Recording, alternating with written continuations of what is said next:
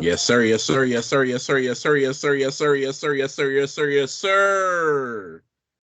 Man, feel good to be back home. It does. Ladies and gentlemen, and everybody in between, kids, pets, garden gnomes, we're back. This is the No Pyro podcast. If you're new here, let me introduce you. If you've been here, you know what we're about to do. My name is Total Mac, FKA, Sick Flair, FKA. I forgot the third one. Damn, I'm already messing up. I had it written down. I didn't want to look at my phone. Anyway, FKA, Sick Flair, FKA, TBD Mac. I'm here, gracious host, back in the building as always. Joining me, my man, you get to put the voice to a face. His name is Swervy Lee, AKA or FKA SVS Swerve, FKA Yoko Tuna, AKA Metal Gear Salad, AKA a callback to the last episode. His man stayed up the entire pay-per-view. What's good with you, Swervy? What's up? What's up? What's up, everybody? How you doing out there? That's because there was no melatonin taker in Wrestlemania for you. But listen, don't feel bad about looking at your phone or looking at, reading the notes, because if Rock can do it, so can you. To touch on that, I watched A&E's Cena show, and they touched on that, and he said The Rock was legit pissed when that happened. And I was like, oh, didn't know that. So as long as The Rock is not here or John Cena isn't here, listen, I'm you can't good. call it the weakness of the gods, man. Well, you know what? I don't know if I can even see Cena or Tony Yayo. We'll talk about that later. Also in the building with us as Or well. the chick from LSU. Well, that's what I'm saying. She got that from John Cena, who said he got it from Yayo. In the building as well, another gracious host, the anchor. His name is No Chill Drew, FKA EGB, which the name is more poignant than ever. That stands for everybody getting buried. And I'm literally looking up at the sky right now. AKA the Applebee's Don, AKA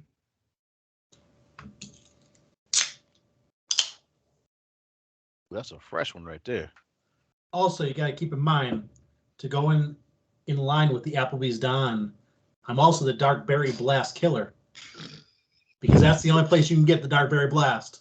Yo, so I gotta ask you, because we've been off for like ever. I mean, we've all been talking like daily, whether it's Swervy sending off messages at 6 a.m. or like 1 at night. Like we're still going. But when did this come into the picture as far as your new elixir at Applebee's? Well, I mean, once they offered it, you got to take it, right? You got to take it. And I was just there the other day, celebrating a 13-year anniversary. So of course we got to hit up the 2 for $27. All right. Got to get my 4-cheese penny pasta with a Dark Berry Blast. Oh man, was in there pinkies up on that Dark Berry Blast, huh, man? Oh my goodness. So yeah, we are a nice fat $4 tip too. Hey, at least you didn't walk out of there with walk faster or bring me my food quicker next. Like you gave an actual monetary tip. Yeah. I gotta ask you, how long was that Arizona in the fridge, man? A while. Sounds like at least 2 days of chill. Yeah. By the sound of that it's a pop. cold Arizona. I thought it was like a year in the fridge, like it was waiting on us. Like I bought it for the next episode that never came. Like you open the fridge door, Cam was like, "Hey man, today my day." I open it, and it's actually playing Papa Roach Raw theme. Oh my god! They don't even do that anymore. Oh my god! Like, bro, we're like 3 thieves past this one. So anyway, what do you guys want to talk about? Let's. I don't know. Did something happen over the weekend? I hate what he does. There's no news at all. So let's first address the elephant in the room, at least in-house. We've been gone for what, like a year and a half. We're now back. What myself and these other two gentlemen have decided is that we're going to show our faces so you know what we look like. Pretty. Not hiding from shit. Not hiding. And also, we're going to come back and do episodes as of right now, April 4th, post pay-per-views. And yes, that's going to include WWE, and it's going to include AEW. So we're back. Thank you for having us. Hit us up on YouTube. Hit us up on Twitter. We're under the same name, No Pyro Podcast. Yes, we appreciate all 12 of you guys for waiting. Means a lot. So there was no news, so we're just here to talk about, Darkberry Blast and other entrees at Applebee's. And there's one more thing that we need to talk about. Go right ahead, sir. A&E's biography series with WWE. There was a Kane one, and they talked about when Kane was New Diesel, and they made it a point to reach out to me in particular and shit all over Rick Bogner. Oh my God. So thank you for that. They're like, hey, New Diesel looked like $1 million. New Razor, fuck them. Loved it. Emmy Awards, right there. So throughout the show, you'll hear names of yesteryear pop up. Rick Bogner is one. You'll probably hear the No Pyro alum, Nathan Jones, who, if you don't know who Nathan Jones is, he literally, and I'm not making this up, literally saved the undefeated WrestleMania streak for The Undertaker because he got beat up in a bathroom stall and he came out to save Undertaker. And everybody, was that Safeco? I don't know. I forgot where that was at. It was. The man lost his WrestleMania match and his wallet to Nunzio. So Nathan Jones has gone on to become an illustrious actor and, well, I mean, look, this is home, okay? We big up our own at home. He's going on to do great things on the silver screen and the big screen and little action in UFC. So the transition. Hasn't he? No, I don't think so. Anyway, the transition. The WWE and the UFC have come together and have been purchased by a company called Endeavor. $21 billion is that the net worth? Well, that's the combined net worth. So they weren't purchased outright. Endeavor bought 51% of their shares, so they're majority shareholder. So it's a combination because WWE is worth $12.1 billion, and UFC is worth $12.1 billion. WWE is worth $9.3 billion, which is actually crazy that UFC is worth more. Yeah, but combined, it comes out to around $21 billion. They have a lot more fighters if they pay less. There you go. So a couple things. One, I saw the CNBC interview. My questions were answered about the mustache. Very real. I'm disturbed. Two, I watch a lot of Entourage from HBO. So you know the character Ari Gold? That's literally Ari Emanuel. Yeah. Who is in this whole deal with WWE and UFC. Didn't know that was him. So that kind of took me back.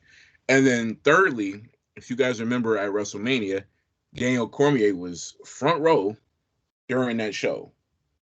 So in retrospect, I'm like, it's kind of interesting what they did with the product placement there. So back to that mustache, is that just for men? I know the dye is. That is just for Vince, okay? Did Vince use look at this Beijing? fucking thing. Yeah, he looks crazy. That does say Dick all over it. I want to know where it came from. I want to know what possessed this man to wake up one day and go, you know what? I want to look like I'm not allowed near skulls. That's his how much does it cost face. No, that's that immortalized me face. I'm still here. He Turn me lost his into a wax company. figure. Everyone called this man a sexual deviant for paying for sex, paying more for sex than WCW. And he went, all right, bet. You want to call me a sexual deviant? I'm going to show up looking like one. Could you imagine the first time like Linda, Steph, or Shane see him? Did he warn them or say, hey, look, it's a new me? Like, okay, Dad, you're changed now. You're a changed man. Okay, great, I get it. You know, stuff in the news recently. I would expect that. No, not that type of change. A physical appearance.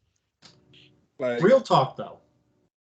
When you see this and this makeover, what do you think the pubes look like? You think he has like a runway? You think that he maybe shaved it into a little triangle? You think it's in the WWE logo? I was wondering when we would get to this point in the pod, and I'm not gonna lie, I didn't think it would be this early, but I knew. I had all my money shoved in on Drew. I just knew it.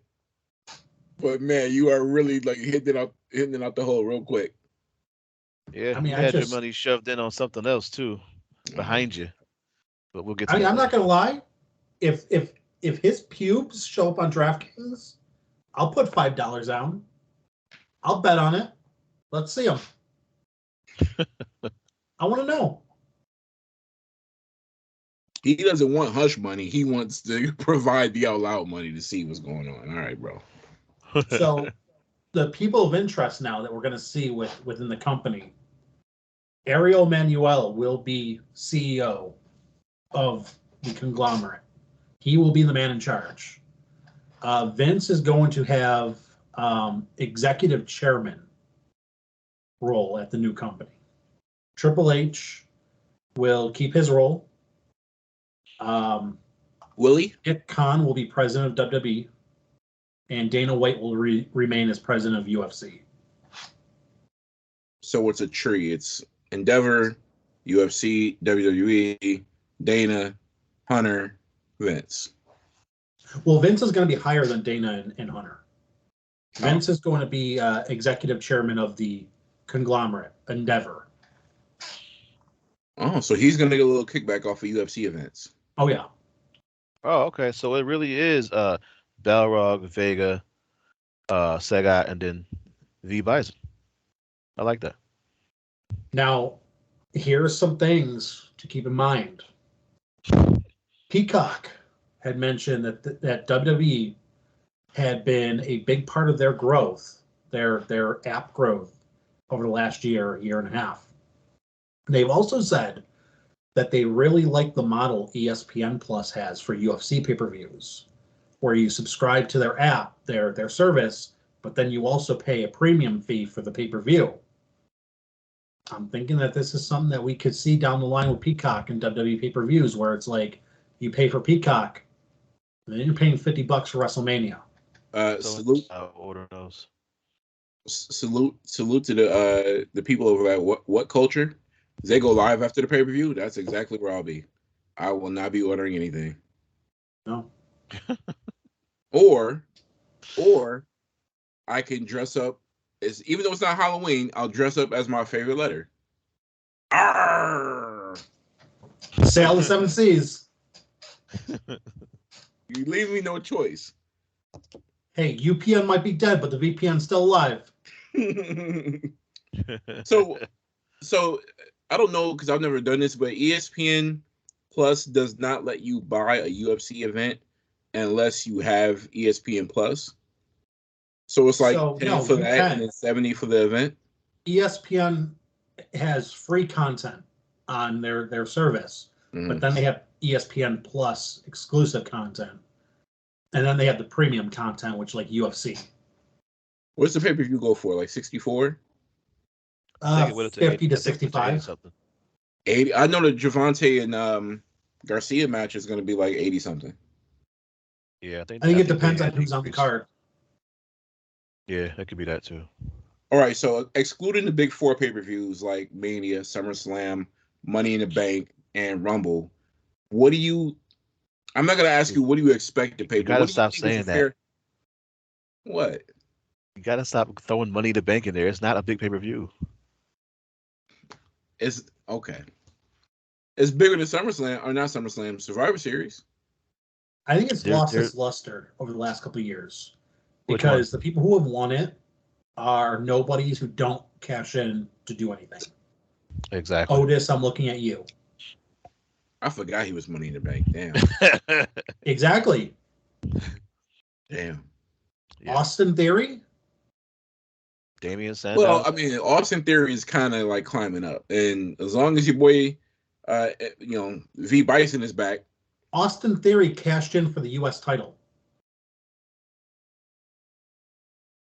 Got him a match Fuck at out of here. I WrestleMania mean, I'm against John sorry, Cena. but once you start cashing in for the U.S. title, get out of here. Like, Got him on the card with John Cena. Is it really a L? Let's get to this review because there's things that we need to say. all right. So, but real quick, what's a good price that you would pay for a WWE pay-per-view? That's not one of the big three. So here's the thing. Let's look at AEW's price points. AEW charges roughly around $50 for a pay-per-view. And they run, 4 to 6 a year? And people bitch about a $50 price point every 2 months. They're not going to pay that every month. But, I mean, in today's economy, that's what I'm seeing for a pay-per-view is $50. WWE would do that and still have 13,000 ads. Yeah. So I wouldn't pay anything. They would still have a match directly just won't surrounded watch around a fucking Russell Crowe movie. Make me pay for Rumble, SummerSlam, and Mania, but make everything else free. That's my suggestion. Oh, you want to pay 80 for those? 40. I mean, you gotta balance it out. Everything else is gonna be free. What they'll do is they'll purposely not give you. You know how sometimes they'll give you those matches you thought you'd never see and some of the B pay-per-views. They'll never give you something like that during those pay-per-views now. Yeah. They will hold it until one of those three. So we're not talking about this until like what year? 3 more years because they have a 5-year deal with Peacock, and we're in what year 2? Or Yeah. did that get But blown here's the up? thing: Peacock could definitely change the way that they price. Mm. You also got to look into the fact that how much did Endeavor pay for WWE? I'm not roughly sure how much they actually paid for it, but they got to make that money back. Mm-hmm. Mm-hmm. They didn't buy this company to lose money. True. So more money being made hand over fist with the sale of the accusation of the WWE. Before we get to the WrestleMania preview that we're here to do, and also we'll talk about Raw. Did you guys have anything else about the sale and the changes in regards to creative on the WWE side? Well, you're not going to see any changes from this sale for a while. You're probably not going to see it for at least a year. Just because if you've ever worked for a company that's either been bought out or merged, those changes don't happen quick. You know, I work for a company that got bought out by another company 2 years ago. We're still seeing changes roll in. Same. It's not going to happen overnight. Well, you're lying because there was definitely a lot of change last night. No, that's one thing. But Yeah, I'm talking about that's not directly from the sale. True. That's just Big Dick Vince showing up and having Gomez Adams ruin everything. Yeah. Oh my God. We'll get into that in a minute. But let's start with WrestleMania Night 1. I got a text from one of our former guests, Buff Bobby Bagwell, said the show was too long. Night And 1? Our show or WrestleMania? WrestleMania. No shit, it was like 12 hours. Well, He the says first night. first I night. felt like clocking in. Yeah, I was out, so I didn't watch live. Except for the fact that I turned on Peacock And when I got back home, I saw Rhea holding the championship up, and I was like, oh shit. But I kind of knew that was happening. But I watched the next morning, and it was pretty long. Yeah, So- although he didn't do what I did, you guys know I turned it off after the Flair and Rhea match because I thought that was the end of the show, and I thought that was a great way to end the show. And I was telling Mac, I said, "Well, damn, did I miss the Usos match at some point? Did I doze off beforehand?" So here he's watching it the next day. He's kind of just texting me all his thoughts as the matches are going on, and then he gets to the Usos match. I'm like, wait a minute, are you watching this like out of order or something like that? Like, what happened here? So Yeah. then I had to go back and watch that. I said, oh, they let them main event, and then but it's all this filler in between before you even get to the Usos match, and they need to cut some of that out. Like that stuff is not necessary. If you don't see a copyright mark, the show's not over. Yeah, I guess. I mean, I was laying down, half sleep when I was watching it. You know what I'm saying? Well- One thing I will give praise to AEW for is they just get right to the action. Yeah. No filler, and I think I like that better. I don't know about no filler, but Well, you know what I'm It's saying. not like the reincarnated Scooby Doo followed by an ad for Dunkaroos, followed by an ad for freaking Bel Air. Like, look, enough. Yeah, they had Peacock All Stars in the front row. Oh yeah, Like, you don't have to keep showing me what Ice Cube thinks. I'm good. Yo, I know we're skipping ahead, but there was no like O'Shea Jackson Jr. There was none of that. There was just like he's like a regular fan. Like, yo, that's Ice Cube's son. They showed him like 8 times in like the first hour. I was like, okay, so I'm willing to bet half the people who were actually around the show had no fucking clue who he was. They're like, I know him. Probably. I've seen him. I have no idea who that is. He Because you know literally- how WWE is. he looks literally it's like Tim White's brother looks like him. He looks like his father. Legit. If you ask Vince McMahon who Ice Cube is, he will confuse him with Ice-T. And then he'll say, how about we repackage Cody Rhodes and make him Vanilla Ice? Do you remember when we had Cody Rhodes as a Rockstar energy drink can? Or Monster thing? Cody, your new name is Cold Brew. I was like, all right, bro. No. Cold brew. Yo, because his chances of getting the title are brewing very, very slowly after what took place at WrestleMania. Drew, the floor is yours. WrestleMania Night 1. Let's get down to business. So let's start off with a match. So, full disclosure, I came into it pretty late, and I had to rewind. Hey, look, Peacock if you're not would the not first let guy me in go it, back to this I mean, match. you don't want to get in it at all. Yeah. You don't want to come Well- into. Oh, never mind. You're not talking about that. Go ahead. So when I rewound, Peacock would not let me see this match. They started me off with a tag match.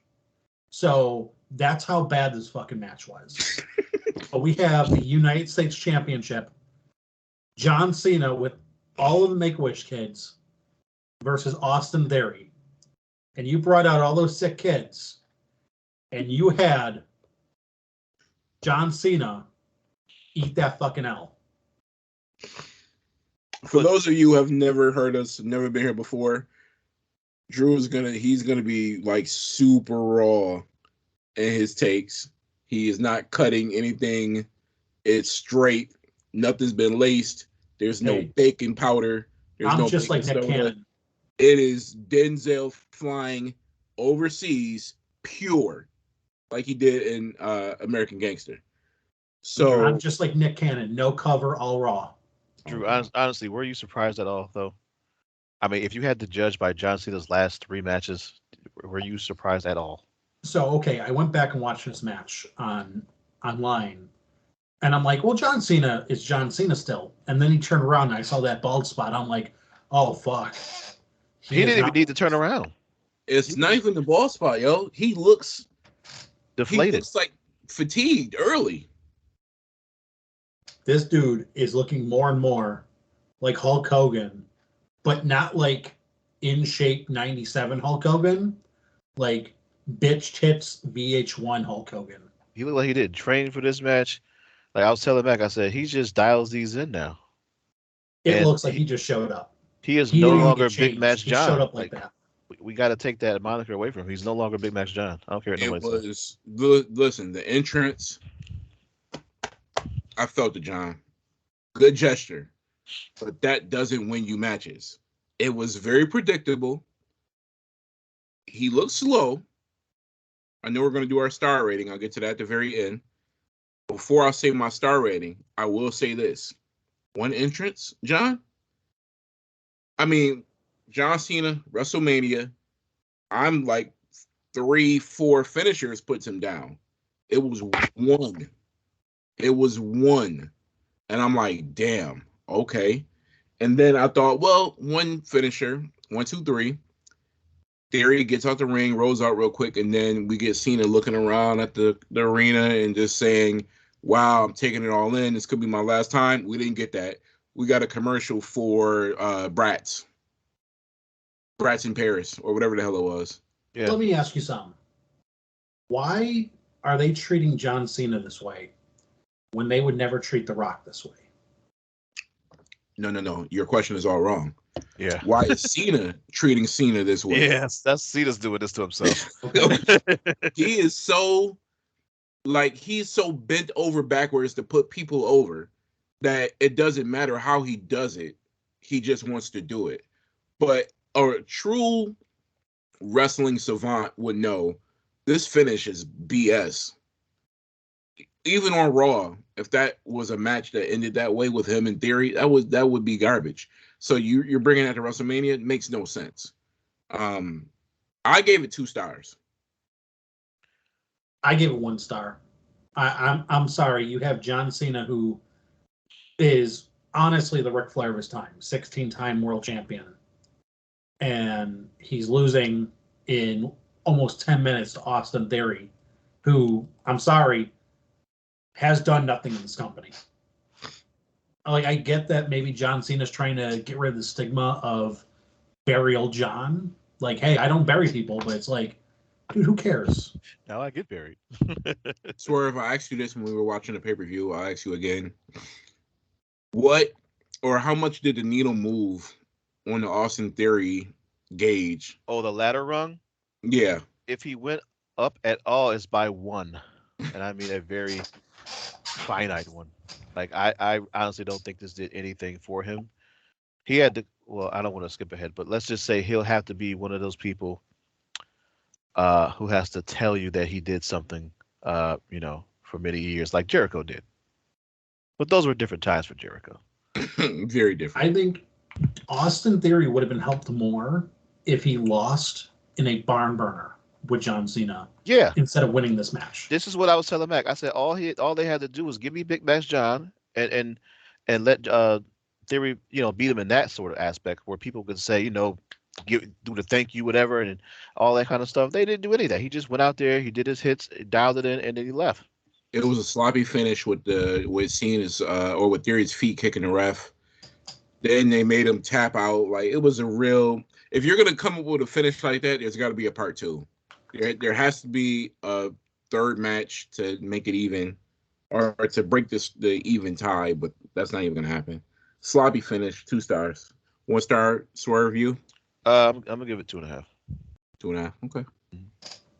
Next up, we have men's WrestleMania Showcase, fatal 4-way tag team match. There's no titles on the line. There's nothing really on the line. There's no number 1 contendership. I don't know what the stakes are here, but it's Street Profits, Braun Strowman and Ricochet, Alpha Academy, and the Viking Raiders. Yeah, it was just what they said it was, a showcase, because they proved that it was no contendership the next day, by the way. But go ahead. I will say the only team in here that looked bad was Strowman and Ricochet.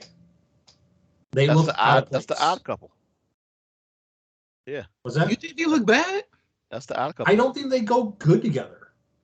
They don't mesh. What this match was a spot fest. And every WrestleMania, there's one spot fest. This year, it happened to be these 8 gentlemen. Love the shooting star press by Ricochet. That was pretty sweet.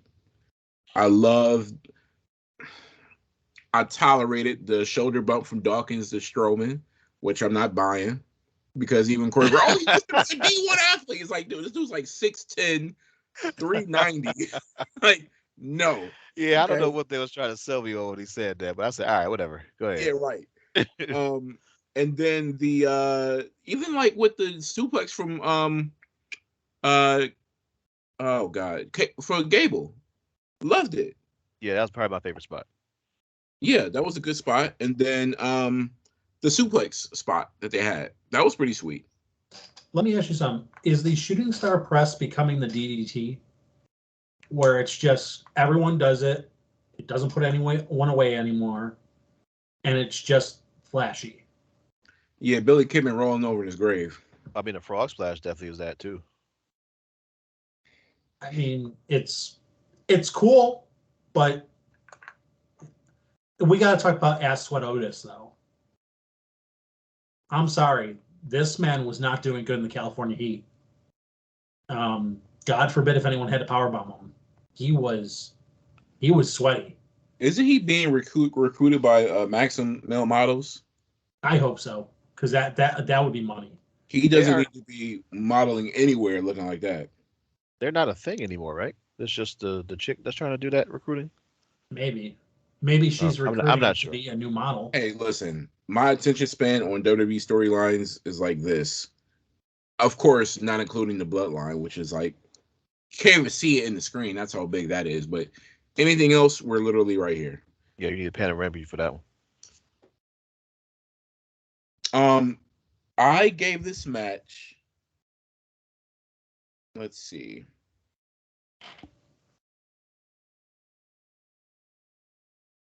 I gave it 3.5 stars out of 5.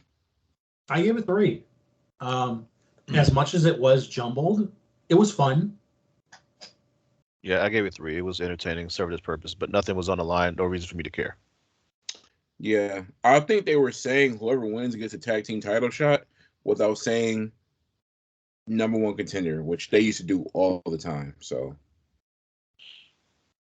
next up, we have the man who should have been in the championship main event, Seth freaking Rollins, taking on Logan Paul, accompanied by his walking can of Prime Energy drink. This was a fun match. I have yet to see Logan Paul in a bad match, which is surprising. They unmasked the Prime Energy drink, and I don't know if it's because I don't know who KSI is, but I thought that was our truth. He went secret shopping with Complex, so he's a pretty big social media influencer, even though, like you, I've never heard of him. Yeah, same here. And I echo your thoughts as well. I'll give it the same rating. But I do have to ask the question, though. Logan Paul's record, right, is, what is it? Is 1-2 now since he's been here? Singles matches, at least, because he won with The Miz, and then I think he beat The Miz. Mm-hmm. So I think it's 2-2. Oh, he won with The Miz in a tag match? Well, because remember, Miz turned on him after the tag match. Oh, that's right. Okay. That's what I was forgetting then. So he's 2-2. Okay. I was going to ask you guys because I know he's in the ring with like heavy hitters. So I'm going to weigh that into the account. But like, where do you see his stock going if he takes another L like this? Do you care at all if he fights another big opponent? I mean, he lost to Roman Reigns, but I mean, that's expected. If he were full-time, I would maybe give that more credence, but he feels full-time. He feels as full-time as Roman Reigns to me. Yeah. Really? Right now he does. I mean, he's cutting promos almost every week. I don't consider him full-time, and I really wish he was. And I'm talking about he's showing up. He's on the road with guys. He's building camaraderie. He's in the locker room. We're hearing him every week. I don't need to see him for a PLE. I want to see him for when they're in Cincinnati or in Rhode Island. I want to see him all the time. Oh, he's that good. You want him paying gas money to go from city to city. That's what you want. Yeah, I want him to hey, look, dude, I know you've been in the ring with Seth and Roman and Miz, but you got to carry my bags. Yo, you got to donuts. He ain't doing that. They're smart for doing it what they do with him because he's an attraction now. That's what I'm getting at, Drew. So how you got how to long do you pay think? to see Logan Paul. It's not like he's just going to show up. Well, here's the thing, though, because he was talking about, I forgot where, but he's like, my contract is expiring. They would be stupid not to bring me back. And I'm like, he's talking as if he's on Raw and SmackDown every week, but he's really not. He's selling pay-per-views, though. He's selling seats. You said he's an attraction. Is he an attraction to you guys? Like, are you tuning in to see what he does next?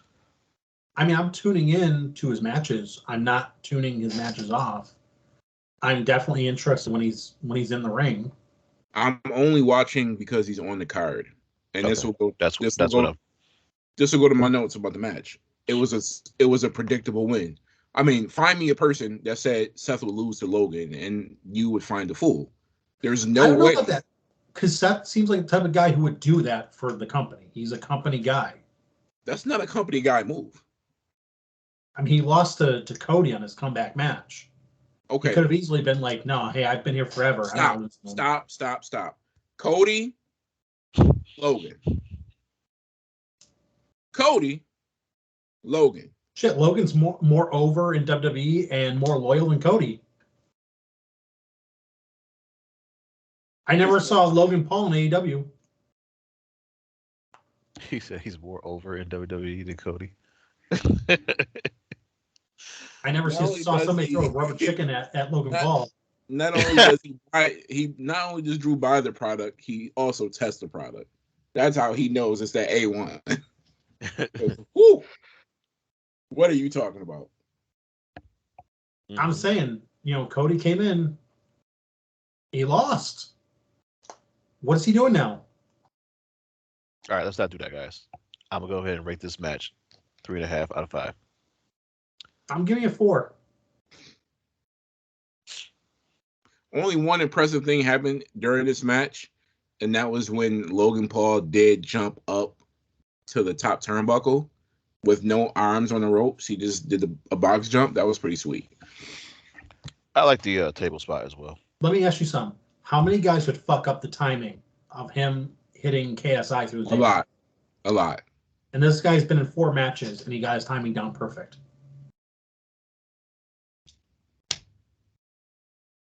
That's why I gave it a fair and balanced rating. He's really good half the time. Or a quarter of the time. When is he bad? Like, when have you seen him bad in the ring? Superstar A doesn't show up, gets put in big matches, and he's Vince's little bitch. Can we say who Superstar A is? Who is Superstar A?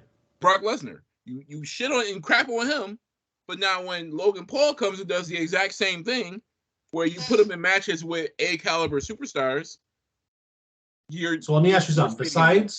Aside from Saudi Arabia, which doesn't count because those are not people, well, according to the good people of Texas, how many championship matches has Logan Paul been in? 0 or 1.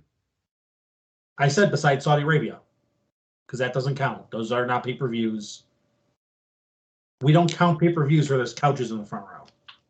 I don't know why you're trying to sell me a Logan Paul, bro. Not happening. All right, well, let's go on to the next match, which is something. 6-woman tag match. Trish, Lita, and Becky Lynch taking on Damage Control. 1 star for me. Can I just say, Lita ain't it no more? Lita ain't it. Dude, Lita looked terrible. Dude, she tried to do that poetry motion and just fell. She's rocking the pants with the thong hanging out. I'm like, ma'am, you are 50. Yo, who's her hubby? Matt Hardy? She's not married. It's not S.A. Rios? No. She cheated on Matt Hardy and got cursed. That serves her right for sucking my man tongue down on the top of the Titantron. Her side dude's married with 2 kids. She's single. Da-dum. I mean, Trish looked okay in the ring, but only shocker at her to me. 26-year-old boobs. That's all you were doing. Yeah. Only This shocker is to me bad. here is that Bailey took the pin, even though I guess this is the end of Damage Control versus these three women. I mean, it might be the end of Damage Control, period, because of what we saw on Raw. I'm seeing people, say, well, wishes to Bailey as if her dog just got hit by a semi. I'll give it a 1.5. I'll give it 1. Mac? 1. Oh, okay. All right. Next up, we have father and son, Ray versus Dominic. At first, before you continue, I thought that Goldberg hijacked the show based on the amount of Secret Service and officials and officers surrounding the door, but it was Dom who got loaded into a paddy wagon in order to make his grand WrestleMania entrance. I thought Scott Steiner hijacked the show when I heard them sirens. So Dominic has gotten a lot better since the first time we saw him. I'll give him that. I would hope so. Who do you think he's taking his cues from? What?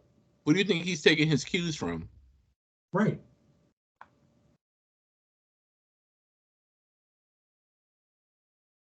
Heel? I think he's probably learning heel work from maybe Finn Balor. Nah, he's learning it. He's learning from mommy. He has. Maybe.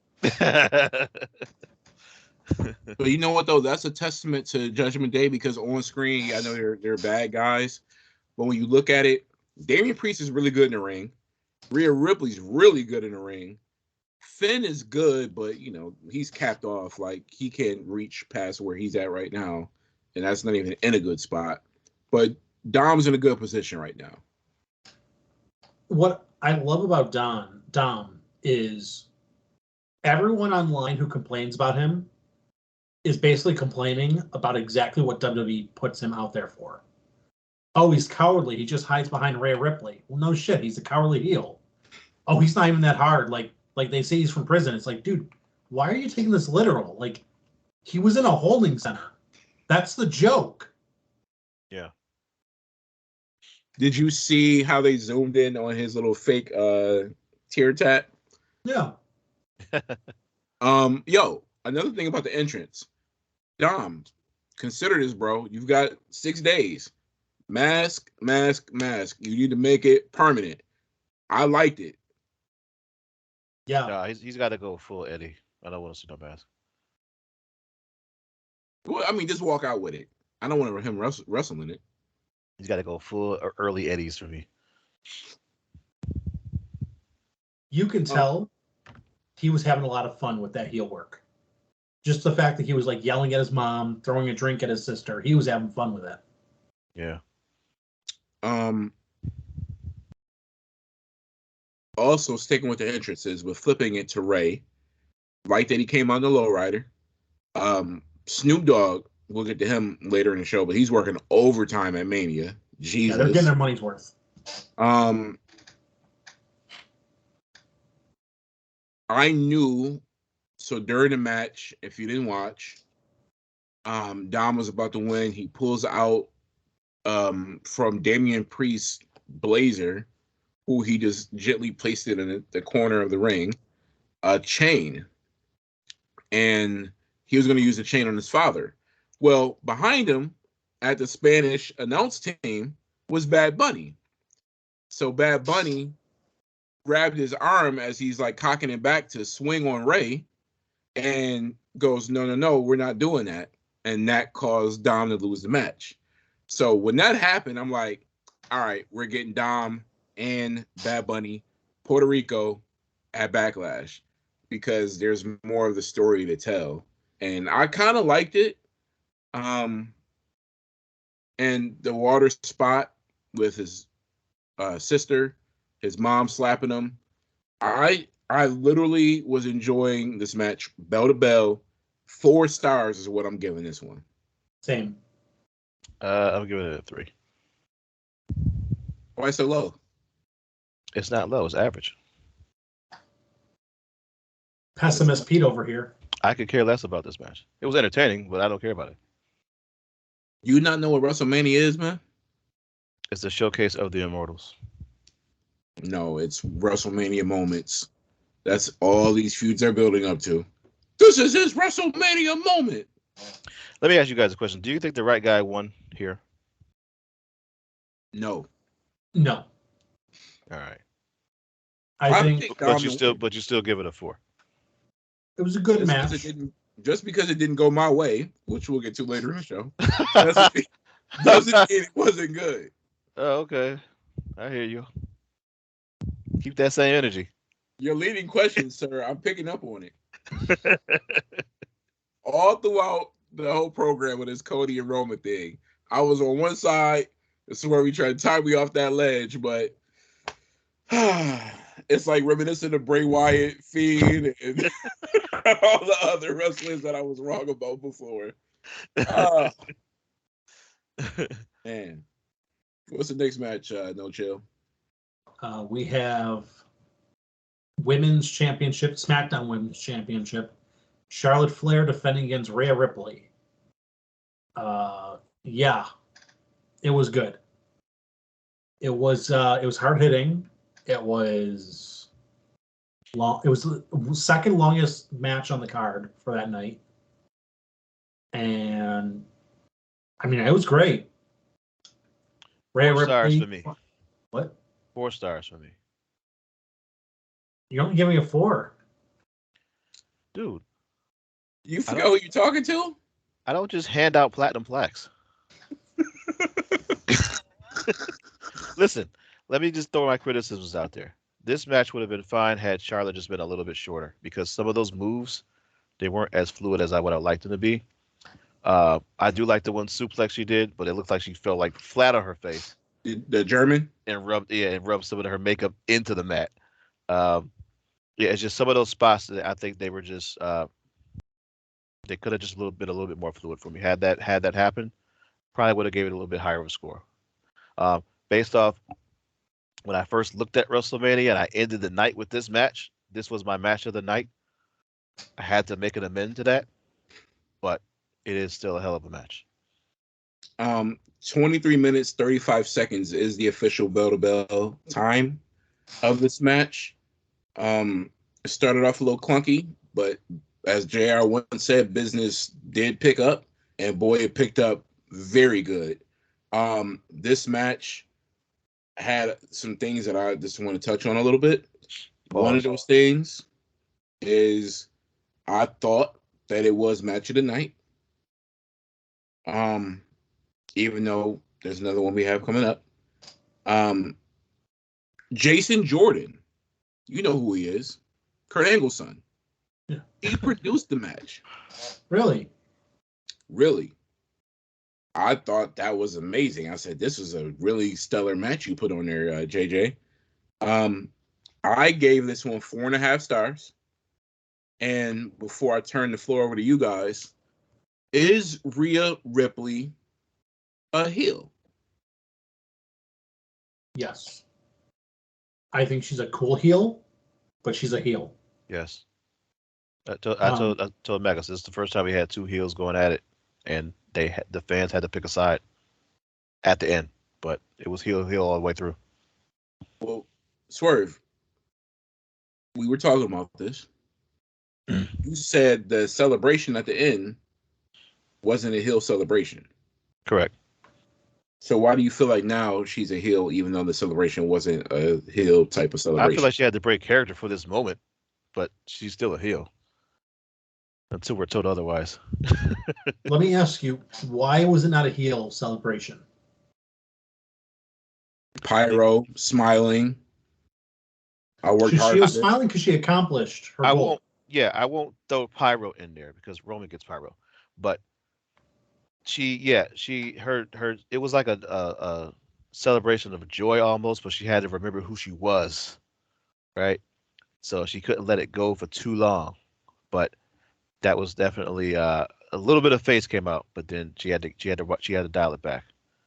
Like, I could see if she was high-fiving fans, shaking Charlotte's hand, high-fiving commentators. her standing victorious, yeah, she's smiling, she's celebrating, but she just beat Charlotte like she said she would. She didn't get the chance. Herself. She didn't get a chance to stay there long enough. Had she been able to stand in there and actually end the night that way, you would have got a "You Deserve It" chant. We would have got all that stuff. We didn't. She had to get up out of there. Yeah. I agree though with what Swerve was saying with breaking character. Also, it's her saying after, per an interview Charlotte had, it's a 3-year story, even though I don't think so, that Charlotte and Rhea were telling, that Rhea finally catapulted herself over Charlotte Flair and the greatness that comes with that. So, of course, you're going to smile. I mean, look, heels don't walk around, contrary to popular belief, with grimaces and frowns all day. And they don't go out assaulting people. This is not what happens with a heel. There's a human interaction when it comes to a joyous moment, and Rhea Ripley got that moment at WrestleMania. Of course, I don't want to see her. What's your name, kid? Luke? Okay. Andrea? Okay. I don't want to see her at the airport doing that type of shit. That, again, that may be a heel where she's not signing my autograph. She's a person like you and I. Great. That's not a heel. That's a person who's overworked, who's tired, who wants to get to help wherever the hell she's going. Let her move on. That's, again, a human interaction. That's not a heel. That's just her being tired. Now you get to see her smile and victorious and enjoying it because she beat Charlotte. She's a heel. Not because she beat Charlotte, because she captured her first singles championship. No, I think it's because she beat Charlotte. And she got the belt. Or title, as she said in her post conference. Now, I will also give the match 4.5 stars. One thing I will say is I always said she looks like the lead singer of a band called Motionless in White. And it seems like they've leaned into that joke because they changed her theme music around where that band is actually singing her theme music now. So it's like they've leaned into it, like, fuck it. We know she looks like them. Go for it. She's the undisputed leader of the Judgment Day, right? I've always thought this. They want Finn Balor to be, but we all know Finn Balor ain't shit. Like I told Mac, I said, Rhea Ripley is the Rock of the Nation Domination. You just cannot deny it. Yeah, she is the Rock to Finn Balor's Farouk. So how long does she last in Judgment Day? The question should be, how long does Finn Balor last in Judgment Day? Because they made him come out like he's supposed to be a babyface, like the Demon, to fanfare. Hey, I'm doing this to put on a show for the fans, but he lost. In all fairness, he was a purple demon. Does that count against his red demon record? Is it 2 losses or just 1? He was red and purple, bro. What are we doing here? That's true. He was. He was a purple daytime demon. Drew, I think you need to put some respect on that man's name. He is the former inaugural Universal Champion. For like a ham sandwich. Yeah, it was reminiscent to a Kane title reign, but it happened. Dude, as soon as you heard that he hurt himself, it's like, oh, that push is dead. A special announcement by Finn Balor here on Raw. At least Kane was able to have the belt taken off of him in a match. That's the same. Kevin Owens won it that night, didn't he? Well, no. Oh, yeah. Yeah, he did. Yeah, and I thought that was really funny because I don't know if it was on Raw. I don't want to skip ahead, but Triple H said something about having belts handed to him, and that's immediately what I thought about Kevin Owens. He's good at handing off belts, yo. He's good. So, before we move on, a little dirt with Charlotte Flair.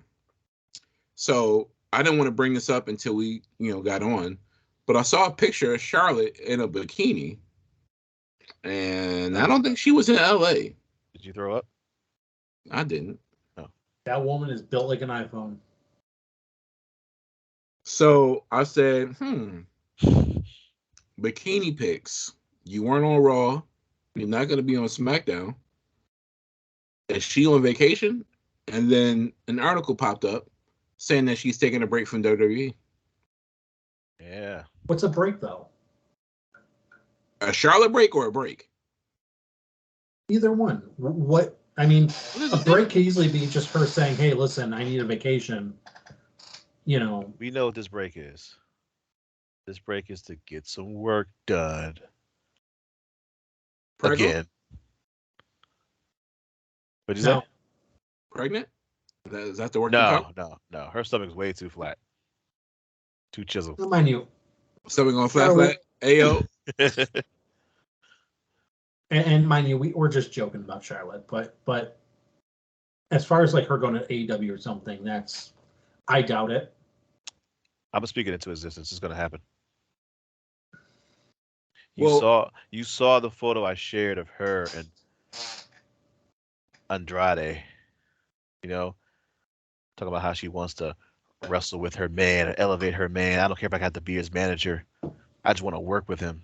If anything, I think that it's going to be the other way, and he's going to try to come to WWE because he's not happy there. He's not happy in AEW at all. But he wasn't happy where he was. He's never happy. He thinks. Here's the problem. He came from Mexico where his dad was always on top. So that means he was always a star. And he comes up here and it's like, you're okay. And he can't handle it. Yeah. mm. You know, I so think a Charlotte break is her taking 4 months off, coming back to SummerSlam and getting what's hers. So then we could say 15-time champion. yeah, I think that maybe she just burnt out. You know, don't forget she's been doing this at a high level for what, 7-8 years? Yeah, Is she the greatest WWE women's wrestler of all time? Yeah. Hands down. Yeah. Okay. Who's better? I agree. Don't look at me. I was gonna say, don't say China. Don't look at me. I agree. Charlotte's first ballot Hall of Famer. I'm sorry, we don't like her. If you like her, whatever. I mean, it's facts. I can't think of her new name, but I'll just give her WWE stage name. Sasha's better. No way. And No way. I'll die on the hill. Then do it. I mean, She gives people better matches. Charlotte hands out injuries sometimes, and we don't give her credit for it. Sasha's the type of person who, if she does not get her way, she's leaving. She's grabbing her ball and she's going home. And she also seems, if you What watch, does that got to do with in-ring action? Matches, what does that got to do with in-ring action? Because she has to be in the ring to be good. And if you watch any of her Japanese matches, they're clunky as hell because she needs top talent to be a top star. She's not wrestling top talent in Japan. The girls that she's working with at Shimmer and in Stardom and New Japan, they're not top tier. Are you saying Charlotte can make those girls better? Is that what you're saying? Charlotte can at least look good. She's not going to botch her finisher on night one. Yeah, okay. Like I said, I'm going to die on this hill. I mean, Charlotte had a barn burner with Nikki Bella. She had a barn burner with Nikki Bella. What was this? Yeah. Early. Don't ask me to look it up. Yeah, because you just making stuff up. No follow-up questions. All right, okay. Man. What's the main event of night one? Everybody. Well, we're not talking about the main event. We are talking about match of the night. Pat McAfee versus The Miz. Oh, please skip this. Suit versus suit. This, to me, was a half a star. The star of Miz and Mrs. versus the man who's currently battling Brett Favre in court. You said half a star? Tiny Balls versus... I'm sorry. I'm sorry. Let me just exclude the genitalia talk. Half a star, who cares? I mean, the one thing that I hated about this was Michael Cole's fake reaction, because when he came back, I forgot what pay-per-view it was, he was legit. Yeah, he was legit shocked. They tried to duplicate it, and it was clearly obvious. Yeah. I hate it. Pat's another Logan Paul too, bro. He's another attraction. He looks very good in the ring. He does. I don't need him though. I don't think he looks as good as Logan Paul. Right? Well, He looks better than what I would think a 40-some-odd-year-old punter would look like. I do think we're spending too much time on this match. we spent more time on this match than the match actually lasted. Okay, so the real match of the night. Tag team titles online. Kevin Owens and Sami Zayn versus the Usos. Usos finally in the main event. What'd you say, Drew? Usos? Usos. Oozing with Usos. Is that because they were so oozy on the pre-show for 8-9 years? Yeah. When they're doing their whole drill team get up.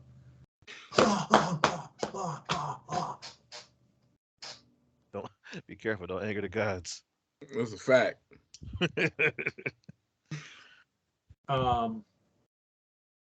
Yeah, this was the match of the night. This was Am I my right? 4.5-star match. And I rated this off all of the emotion, all of the planning, all of the build, everything that they really worked hard to deliver. And they delivered. And at first I was like, damn, why did they let this go last? And until I saw it, everything they delivered, and the 3 finishers to Jey Uso, I said, yeah, it deserves it. It deserves it. Mac, you're shaking your head. Why?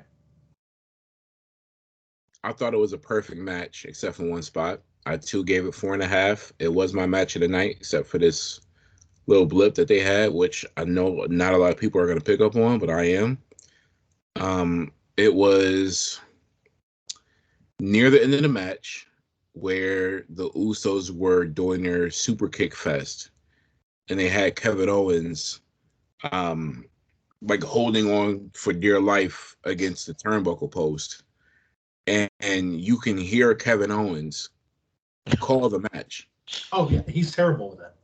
He's like, all right, so you guys are going to do a double super kick. And it was just like somebody put a microphone in his face and say, here, what's next?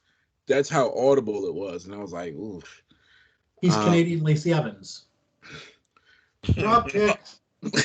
Leg drop. Where is she, by the way? Never mind. Go ahead. She's on SmackDown with a whole new gimmick again. They can't get it right with that girl. But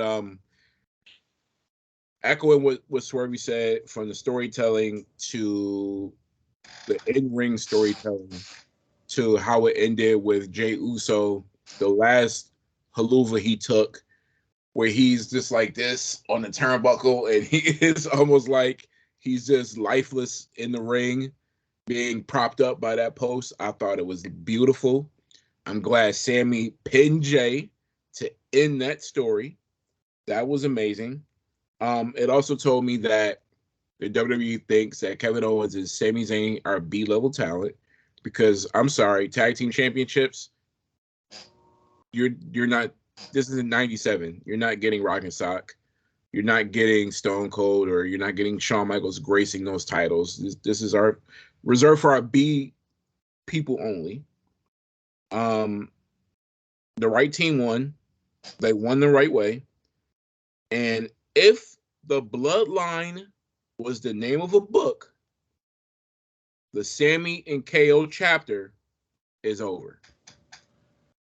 Well, first off, I don't think it's over because we saw them pop up again in night 2. I'll say 4.5 stars as well. I think they were doing Cody a favor, though. I don't think that was. I think no, that was more of, this is against Roman. It doesn't matter who he's facing. We don't want Roman winning.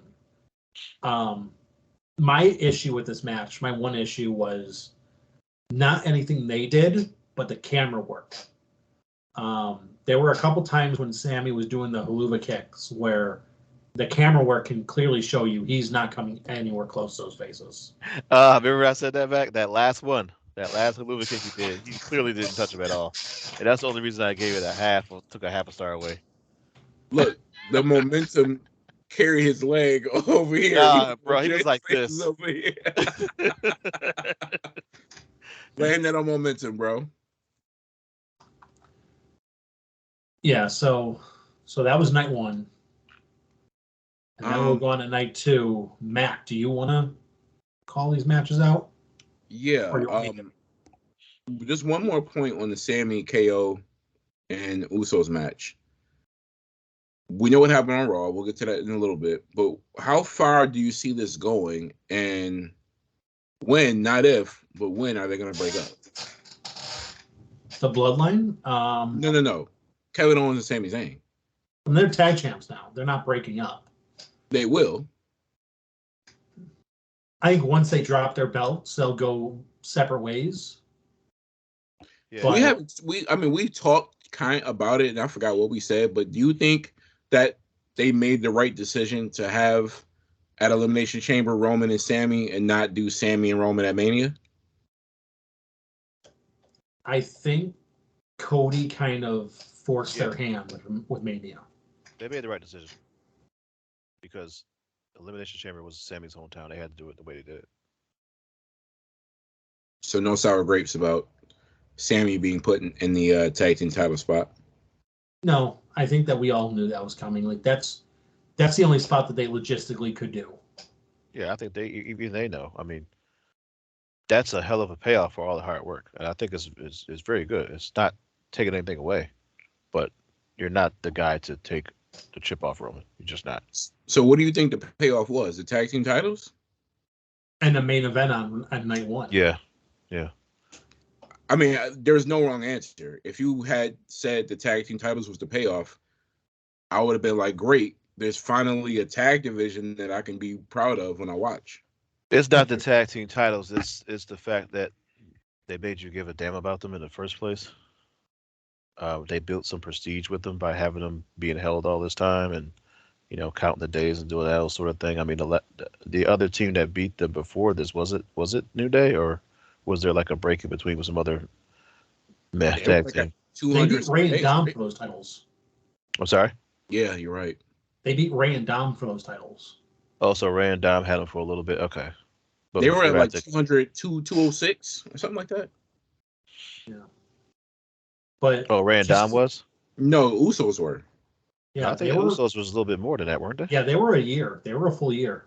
Oh, they were a full year with it? Okay. Yeah, they had it for a minute. So it built, as long as they keep this up. Now, what I think they should do is combine these belts and, make them look new. I don't want to see pennies and dimes anymore. I'm really getting tired of that. So if they can rebrand these belts and combine them into one, that might help, keep the prestige going. But they got to face some top tier opponents, though. They can't keep recycling, what they've been doing. I think the fact that they have 2 belts really brings across the fact that they're undisputed tag team champions instead of just the tag team champions. They're undisputed. That's you can still call them that, just like they did with one of the WWE belts. You can still do that. Just name it that. Yeah. I just want to see a new belt design. Well, I don't really care what you call it. Just give me a new belt design, please. Those things are terrible looking. Just to kind of bring into perspective, last year, Sami Zayn was wrestling Johnny Knoxville in WrestleMania. Who was at WrestleMania 39, by the way? Yeah. I think he mentioned that too. Sammy did. Yeah. Like he was in a throwaway match against a celebrity. Yeah, he was definitely getting his miz on, and then something happened where they were like, no, we're going to put you in a meaningful spot, which kudos to Sammy. Hell, kudos to everybody who worked night 1 at WrestleMania. Overall, out of 5 stars, I'm giving night 1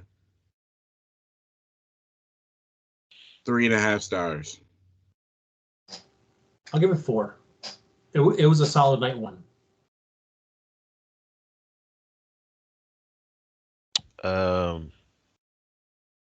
Yeah, I'm probably more at like 3.5 myself. I feel like even the stinkers because were not terrible. The thing that killed night 1 for me is John Cena Austin Theory. It really killed it. That was a low light for sure. Yeah. If you're not giving us Cena a Cena match, don't even show up. Yeah, that's what he did. He didn't show up. All right, night 2. Still got some heavy hitters, and I told Swerve, I said, this feels like a WrestleMania Sunday. I feel like we're getting the better matches here before they occurred, of course. But when I give my star ratings, we'll see if it really was a better night. So, starting things off, and a match that I thought would go 10 minutes. What about half that? Didn't even come close. Brock Lesnar defeated Omos 4 minutes, 55 seconds. This match had all the fixings. It had Brock getting mauled for the first 3 minutes of the match. It had just a very little bit of outside action. And then it had Brock dominated with Germans and an F5. And the F5 was the payoff where he did the move to a Nigerian giant. And that was supposed to be the Andre the Giant moment of the weekend. I hate this spot. I hate this match. I hate that we have to have it. What is it for? I gave this one 2 stars. As Big E would say, it was big men slapping big meat. They got to stop with this Andre the Giant call back to yesteryear crap where it's like just because you're 8 feet tall doesn't mean you can play basketball. Just because you're 8 feet tall doesn't mean you need to be the Andre the Giant getting battled or getting body slammed at every Mania and having the cameras flicker and have it be special. It's not special at all. I don't think Omos has a bright future in WWE. I hate to say it. You know who's in running creative nowadays? You know, watch you out. Would think that he would. You would think that he would because of that, but I mean, you just watched one F5 take down Omos, and it wasn't even a good F5. Well, it was his own, body weight and momentum that, took him out. Bro, he landed on his knees. I wanted some MVP interference, what I'm saying? I wanted a cane poke. At least one of those, Didn't get that. I'll give it 2.5. I'll give it 2 just because Omos was menacing for the first half. Yeah, he was serviceable. Wasn't any bad botches. Yeah, I will say the payoff of this match is don't piss Brock off because I didn't see any hits to the back of the head like he did against Braun Strowman, where he's like, "Yo, bro, you're not working safe. Now I got to punish you." Omos is very safe and careful in the ring with Brock, so I'll say that. Moving on to the second match of the night. Just when you think these couldn't get worse, let my boy Tony Chamel come out and introduce the next 8 competitors. It was Liv Morgan and her partner Raquel Rodriguez taking on Natalya and Shotzi, taking on Chelsea Green, Sonya Deville, taking on Ronda Rousey and Shayna Baszler in the WrestleMania Showcase Fatal 4-Way Tag Match for the women. This one went 8 minutes, 25 seconds. And Ronda Rousey, who had virtually no action, he's like Vince at a singles bar for 30 and ups. No action. But she came in and got the armbar in. And that sealed the win for her and Sonya Deville. This one on the stars end got... You mean Shayna Baszler? I'm sorry, you're right. They're all the same to me. They're all garbage. This one got a half a star. My only takeaway from this match is Ronda Rousey's star has fallen very, very, very, very far. With UFC coming into the mix, expect her to be all over the place soon. She can't handle it. Yeah, 1 star. It was trash. I'm sorry. I was watching a YouTube subscriber that I follow who does video games, and he's talking about Ronda Rousey. Not saying he hates her or he likes her. He's not indifferent, anything like that. He's just saying how her body language gives off. When she's in the ring and she's talking and she's got the microphone like this. Oh, really, Brett? Oh, really? You're going to do that? Oh, okay, great. All right. Yeah, I'd like to see you try. It's like, It looks terrible. It looks bad. She needs to. I would say she needs to go back to the PC, but her head is so huge, and they've already given her everything on a silver platter that you can't tell somebody who has all of that to go back to PC and work on your craft because of the spoils she's already have received. Well, not that, but also sent the Big amount Show they're back. paying her. Oh, I'm sorry. What was that? They sent Big Show back before. When? They did. They sent Big Show back before. They did. WWE? He already had Yeah, the like championship by this 99 time, I they think. Oh yeah, because when he came through the ring, you're because that wasn't working too well. Well, he was there for like a year, and then in 2000 they sent him back because not only did he blow up, but he wasn't good. Yeah, but Drew, like you said before, Ronda's UFC fame, the reason why they brought her over to WWE, you can't tell somebody like that already who's big headed to go back to PC. Well, it's not even that. It's also how much they're paying her. You know, she's the highest paid woman on that roster by far. You can't send her back to the PC. Yeah, but she's not even like. Say again? You think she still is today? I mean, with her spot on that card? I mean, shit, was her contract reevaluated? Because if it wasn't, probably. She's garbage. She's been there a year since her return, right? If not more. So, Maybe. based on, let's see. While you look that up, I'm just going to rant further. She belongs in a singles match with Natalya and Dana Brooke, which, by the way, somebody at Raw had a sign that said Dana Brooke deserves more or something like that. Give Dana a chance. Yeah. She belongs in the singles match with Nia Jax. I know we do our WrestleMania moratorium for those that perished who didn't make the card. Nia is like, she was on that list like 2 pay-per-views ago. It was Royal Rumble, and then that was it. God bless the dead. Based on just the contracts and what has actually come out based on their contracts, Ronda makes $1 million more than the next closest female wrestler yearly. Wow. Paying for the name. Well, that's she going gets to stop. 2.5 per year. That's going to stop soon. I don't think she's bringing any viewers to SmackDown like that. Normally, because I am a WWE guy, I bear the flag. I would tell her to go to AEW, but I wouldn't wish that on any of my competition. She's god awful. But they already have Paige. Well, they actually don't have her anymore.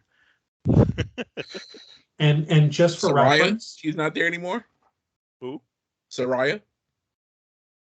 She's in AEW. No, I didn't mean that Paige. I meant Paige Van Zandt. Oh, Van Zandt. Okay, you're right. Just for reference, what I said about her getting paid $2.5 million a year, Bianca Belair's downside is 200,000. So, good job, guys. All right, moving on to what some may think was the match of not only night 2, but also the entire weekend. Gunther walking in as the Intercontinental Champion, defending against Sheamus and Drew McIntyre, walked out of WrestleMania Intercontinental Champion in a match that lasted 16 minutes and 5 seconds. The spot that ended it was Sheamus being powerbombed onto Drew McIntyre, rolling out the ring, and then Gunther powerbombing McIntyre for the win. Gentlemen, starting with Drew. Star rating, thoughts on the match? Let's hear it. So, first and foremost, that powerbomb onto Drew McIntyre, there's no way you're taking that without it hurting at all. This is a 5-star match, in my opinion. I'm giving it 5 stars. The only thing that I was really shocked about, I thought Sheamus was taking it. I thought Sheamus was going to pin Drew. And I thought this was going to be a way for them to take the belt off Gunther so that he can start his main event push and still be strong. because the entire match they're talking about how Sheamus had never won this belt. It's the only belt he never won. And they went on about it. So I'm like, okay, we're setting it up. And then he didn't. And I feel like the big reason they do stuff like this is because of their partnership with DraftKings. They really set things up to where it's like, yeah, this person's going to win. This person's going to win. Obviously, by standard booking, this person's going to win because the way DraftKings makes their money is by you betting on things. And the way that they keep their money is by you losing those bets. So it's like, yeah, no, Sheamus, you know it's going to be Sheamus or Drew. And then Gunther wins. So before you go, Swerve, I'll lead you in here. I'm not going to give my full thoughts, but as the match is progressing, and for all those who don't know, Swerve and I, we watch Night 2. So we're watching, and Sheamus looks good. He's chopping everyone up. He's doing all sorts of things. Irish curse off the rope. He's looking good. I don't know what move it was, but there was something that happened to Gunther that allowed him to roll out the ring and stay out there for a good portion of the match, where you got to see Drew and Sheamus go at it. So when I saw that, I said to Swerve, I said, here we go. They do the same shit at Royal Rumble, where a wrestler doesn't go over the top rope, they go under the rope, and they sit by the announcer's table. And they sit, and they sit, and they sit, and they sit. And I've seen it where they either last long or they win the match. And when he was out of the ring for that long, I said, he's winning the match. So match is still going on. I forgot what move happened, but there was a move where Sheamus and Drew were both on the floor. And I think Drew or Sheamus went for a pin. And I told Swerve, I said, watch this. Gunther's coming off the top rope, and he's going to do a splash onto this pin attempt. Hadn't even been a pin yet when I said this. In comes, because I noticed the camera work. The camera work tells it all. If they're keeping a portion like they did in the Finn and Edge match where Finn was all butchered up, if they keep the camera off of the target, something's happening. So when that happened, I said, Swerve, you saw it. I called it out. So predictable. I hate when they do stuff like that. I didn't like it. That was a little bit of a letdown for me. But Swerve, what are your thoughts? All right, I'll be short here. I give this match 4 stars. I don't have anything really bad to say about it, but it was I like a little bit of variety in my triple threat matches, and I felt like these guys were, all the same height, all the same weight, just all power moves, and I think that sounds good in the video game sense, but not when you're actually in a wrestling ring. But again, it was like a lot of heavy hitting, man meat on man meat. Who doesn't love that? So that's my rating, 4 stars. Surprising to hear you say that, because I thought you would like Bobby Lashley versus Brock versus Strowman versus Wardlow versus. I know that's the running joke, but no. And I also call Gunther retaining. You did 4.5 stars. Good match until it became predictable. I've got my little notes here. I also said that next pay-per-view at Backlash, it should be Drew versus Sheamus for the number 1 contender to take on Gunther, because then we could finally, what I think, Sheamus will win, and then we can wrap that story up with him and Gunther. And then a question that I have for you both, again, something that Swervy and I talked about, where do you rank Gunther's chop? Because there were a lot of chopping, a lot of redwoods getting chopped down in that ring on Sunday. Where do you put the chop at? Drew, I'll start with you. Yeah, it's up there. He was, not to sound too vulgar, he was beating that meat. He was slapping those titties around.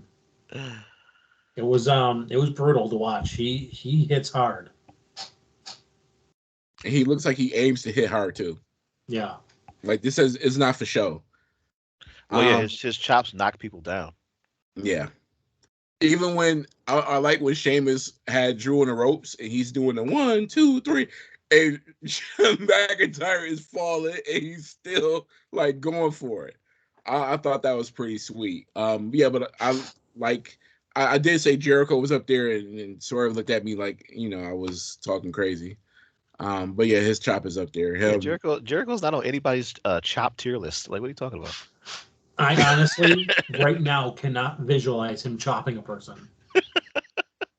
And I know like my background is like influencing like my hand disappearing, but Jericho's chop was like, and then he would grab you and and pull you into the Irish whip. That's like saying Edge chops are dangerous. Like, come on. Well, I hear you, man. Moving on to another good match was the Raw Women's Championship. 16 minutes, 5 seconds. Bianca Belair defeating Asuka by way of pinfall. And a KOD, which was very, very impressive. Got to have a lot of core strength to do what she did. If you didn't see it, go back and watch. I gave this one 4 stars. I text Swervy probably at like, 7, 8 o'clock in the morning when I was watching Saturday's Mania. And I said, are they going to let 2 women lose both of their spots? And I didn't think that would happen, but I said it's possible because I thought Asuka was due. Thought she was due until I saw the entrance by Bianca Belair. And they gave that entrance time. It was beautiful. It made me tear up. I liked it. I said there is no way she's losing. Yeah, and especially she ended up on top. This is a man who did not watch all the Make-A-Wish kids come out night one. This is different, bro. Yeah, especially knowing what happened to that little girl's mother, like a day or two before. She still went out there and performed.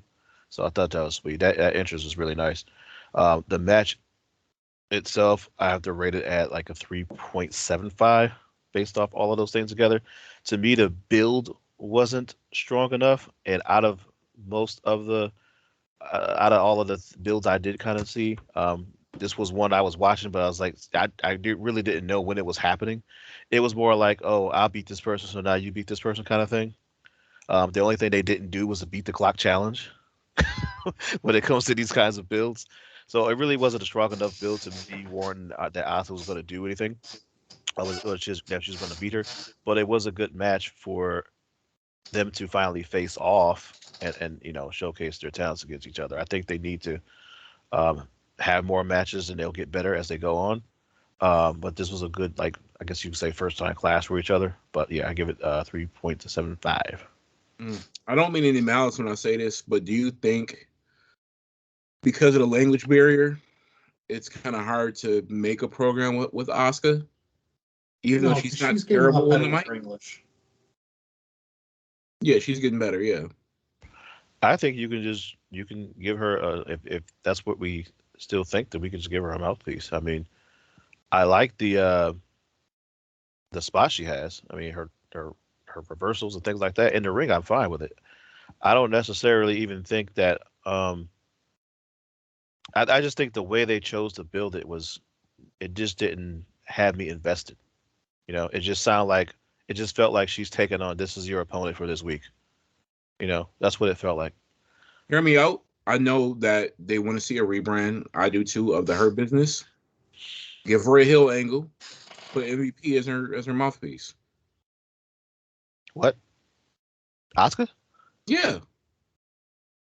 You just said the Hurt Business, and then you mentioned Asuka. I think you're unaware of what the common trend of the Hurt Business was. MVP says he doesn't want to do that. He's tired of it. That's why I said it. He's like, y'all go out to the shop and all these guys are naming all these all these dudes, and I'm like, I have a relationship with Bobby. I have a relationship with Cedric. I have a relationship with Shelton. Don't just start throwing like Carmelo Hayes and like I don't know if you're aware of this, but if they start handing out reparations, Asuka's not getting a check. Like, she does not fit the Hurt Locker or the Hurt Business. If they want to make their Hurt Locker or the Hurt Business more layered, okay, then you put Asuka in that. I'll tell you who could be her mouthpiece, and it is the gorgeous Samantha Irving. I told Swerve, I said, Cody, I'm watching your eyes, bro, because I know where those eyes have been before. And This one right here, she a real street stalker, boy. You better watch out for this one right here, boy. Yeah. Drew, what are your thoughts on the match with Bianca and Asuka as we try to get off this tangent? Asuka would definitely be the Savio Vega of the Hurt Business, but I would give it a 7.5. What? Cap and all? Oh yeah. Leather vest? Oh yeah, yeah. Leather vest, cap and all, clothing that does not make sense for him. Yeah. Listen, I'm not going to say that shouldn't happen because after all, Owen Hart was in it. He was in the Nation. Those are the dark days. And the Nation didn't start off trending downward. It started off with it was one member from every culture. So, Jesus Christ. Speaking of Owen Hart, so and A&E's biography series. Well, Drew wasn't finished. What? Drew wasn't finished with his take. We gotta wrap it up. I thought he was done. Was you done, Drew? I haven't given my rating. I thought you said 4.5 or 4. I said 3.75. Yeah, you did give it. But also, I have other things to say about this match. I just want to say, okay, so here's my thing. Wrestling is supposed to be built around the appearance of the person in the ring. I feel like Bianca Belair should have a different outfit if she's going to show up with all the cupping marks on her back. It's very just like jarring to see somebody with just all like circles on their back. Like, I don't know. It's just a little nitpick. Let the record show. I tried to stop that comment from happening. I didn't even know he was going to say it. It's just like when I see somebody show up with all that fucking tape all over their shoulder. Yeah, I didn't know that's where he was going. My bad. Cesaro or whatever, Cecilio, whatever the hell his new name is. So what are you saying about A&E and Owen Hart? So I forgot. I think they were talking to Shawn Michaels, and they were talking about the match he had at WrestleMania, and that had me ask a question. If you remember, way back in the chat, of would they use the zip line entrance ever again? No. They did use it. Did they? For Logan Paul. Oh shit. And I was like, wow, look at me, just looking at the little tea leaves and the Easter eggs. Because he came out. I feel like Logan Paul asked for that specifically. He says, I want to do this. And it's something where he's like, if I get hurt, it's on me. Well, Drew, listen, none of us have children. But if a child asks you, can I have a Milky Way or a Snickers bar for dinner? And you say yes. And then you're cleaning up vomit for the next 45 minutes because it didn't sit well.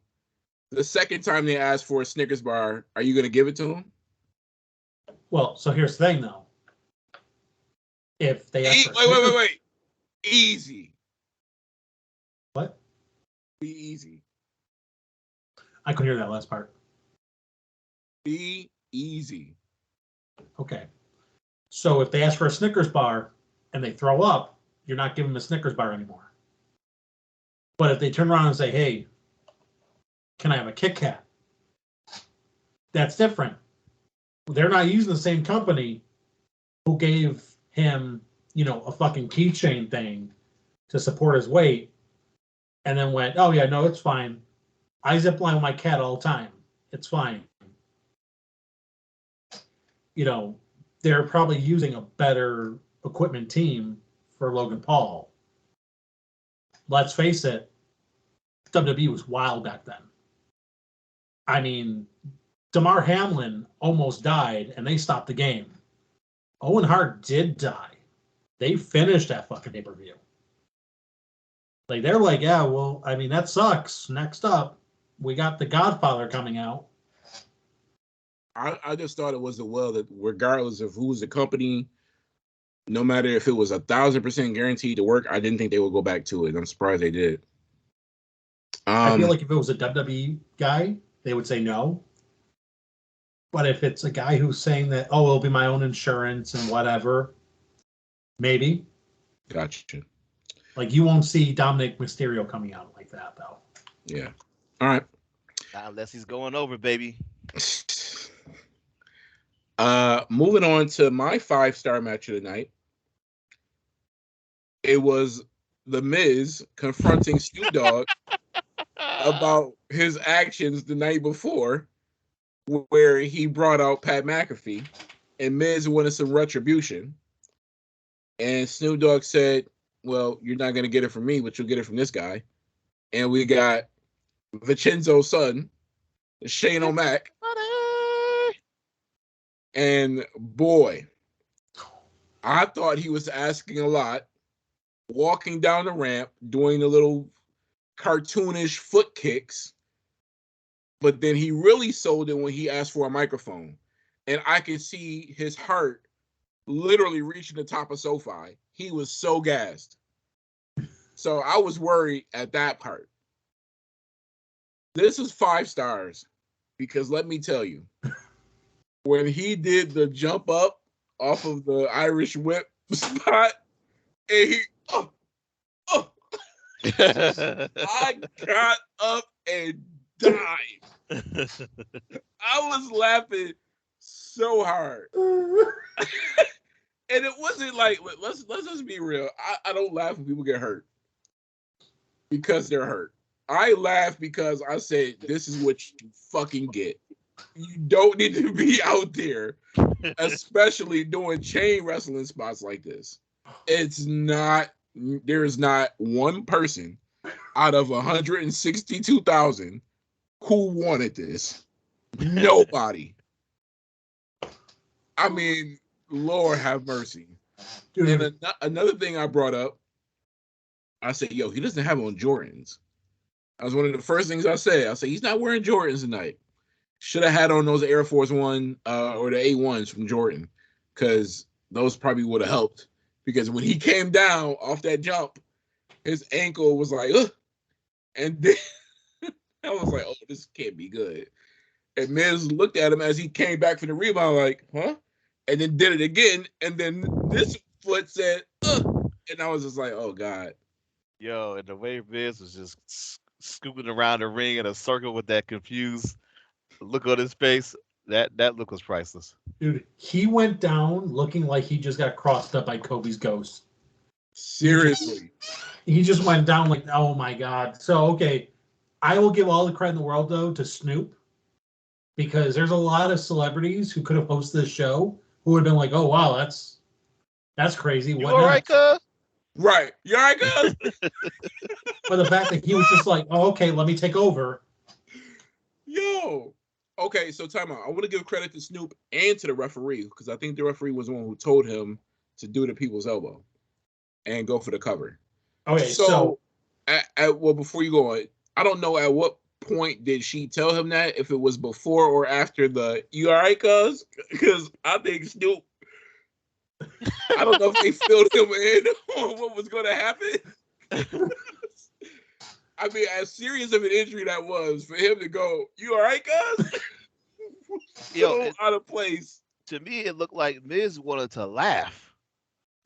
Like, that's what, before we even got to Snoop, it looked like Miz wanted to laugh. But yeah, Snoop kept it way more professional. Yeah. And I was not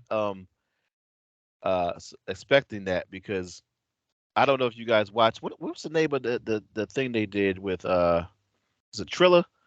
He's like a commentator he was like a commentator for some of those Triller boxing matches. And Snoop, he said it was some wild stuff on there. So I was just, I wasn't expecting that right there. So he's getting ready to do the people's elbow, and I mentioned this in the chat. He's digging through his pockets looking for something to throw. And I'm like, yo, this dude's about to throw a bag of weed in the crowd. Like this is gonna happen. But he just throws his sunglasses and does the people's elbow, which was okay, but I'm just like, yo, like The Miz, the guy who headlined WrestleMania a few years back, just got knocked out by a 93-pound Snoop Dogg. Snoop Dogg looks like the dog that guards most of the drug dens. Like he looks like a Rottweiler maybe, but like a mediated one. Wait, Drew, let's not say a few years back. It was like more than a decade now. Okay, now you're hurting me. He's only reminding you of that because you know Miz is my boy. That's the only reason why he's giving you that. Now you're fucking hurting me, because that was clearly like 3 years ago. Don't say 10. I listen. I'm all about giving everybody an equal slice of the pie, but kudos to the referee, kudos to Snoop Dogg, and kudos to Miz, who sold the punch, who sold the elbow drop. He is a person who doesn't have to get ready because he stays ready. And that's why they put him in these spots, because he's one of one who can handle these type of situations. Kudos to Miz. Like, he's a worker's worker. He's a company guy. Look, fans might not see it. Marks may not see it. We may not see it. But I'm pretty sure when he got back in the gorilla, standing over, I'm pretty sure they gave it to him. That's all that matters. I saw a fan took a video of Shane walking back from the ring to wherever they let out at. It didn't look good at all. He tore his quad. Just like his daddy. Yep. That's how you know he's actually Vince's son. That's the DNA test right there. Let me see your quad, bro. That's McMahon genes. Oh my God, that was so funny. That was if that had ended a different way, like how it was supposed to, I would have hated it. But I loved it. And there's actually people who thought that this was a work. They didn't think it was real. And I'm like, the way he got his scooch game when he got down this other side, that was real. Yeah, I was like, damn. Either they're selling this really, really well, or you people just aren't. Whoever thought that wasn't real never injured themselves. Yeah, in that sort of way. Because he went down swinging. Yeah.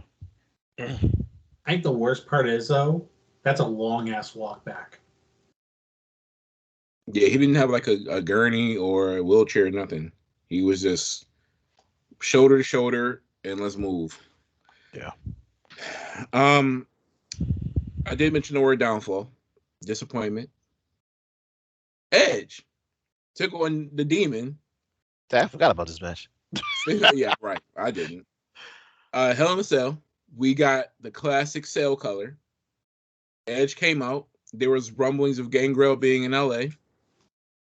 No one knew what Christian's status was in AEW. I feel like that was only you rumbling about that. Well, I'm not just picking it out of my ass. There were people talking about it. Okay. Well, there's a lot of homeless people in LA, so. Yeah, that's true.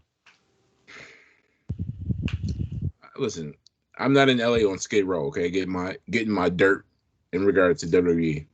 Anyway, I thought it was a half brewed, half on this day entrance from Edge.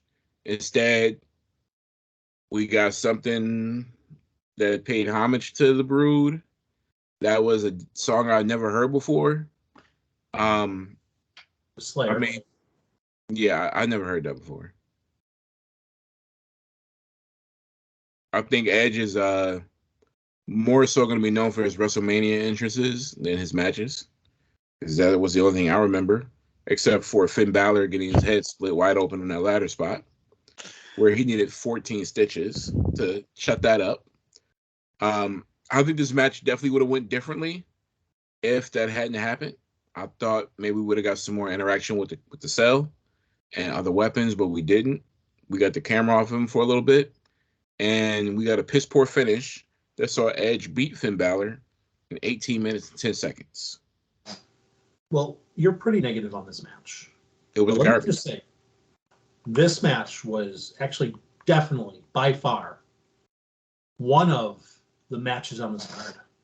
So he got split open, and it just killed the entire tone of this match, the entire flow, because you had to stop him for so long. I'm like, just let him wrestle. Like, who cares if he's bleeding?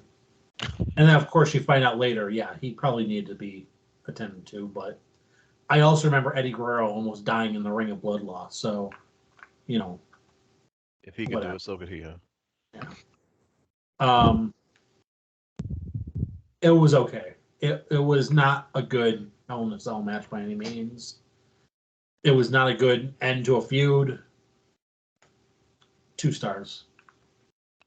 Yeah, I give it 2.5. It was Finn is cursed. I'll just say that. And Edge should quit while he's ahead. I'll just put it like that. Finn is a really good gimmick. That's all he is. He's a guy who has a great gimmick, but that's it. Yep. Without I gave this one 3 stars. Finished stunk. But I get it. Mac would have given it 4.5 if Gangrel came out with him. Maybe. 5 if Christian came out too. with the fluffy shirts. With the fluffy shirts, with the goblets. I'm talking everything. With the Migos shirts, yeah. I feel like Finn, without the face paint, without the whole demon thing, it's just a guy who looks like he takes real mean shits. That's all he is, and that's all he'll ever be. This wasn't one of the matches that was sponsored by anything, was it? It was sponsored by that movie coming out about the exorcisms. Oh yeah, with Russell Crowe. Yeah, they lean hard into it. Too bad I didn't lean back like Fat Joe. Anyway, moving on. Main event of the night. Now, before we go into the main event of the night, Royal Rumble happens. Cody Rhodes is number 30, to no one's surprise. He won, and we knew what it was about. We knew it was Roman. We knew it was Cody. We knew it was WrestleMania main event. We didn't know if it was going to be for both titles or one title, but we got both.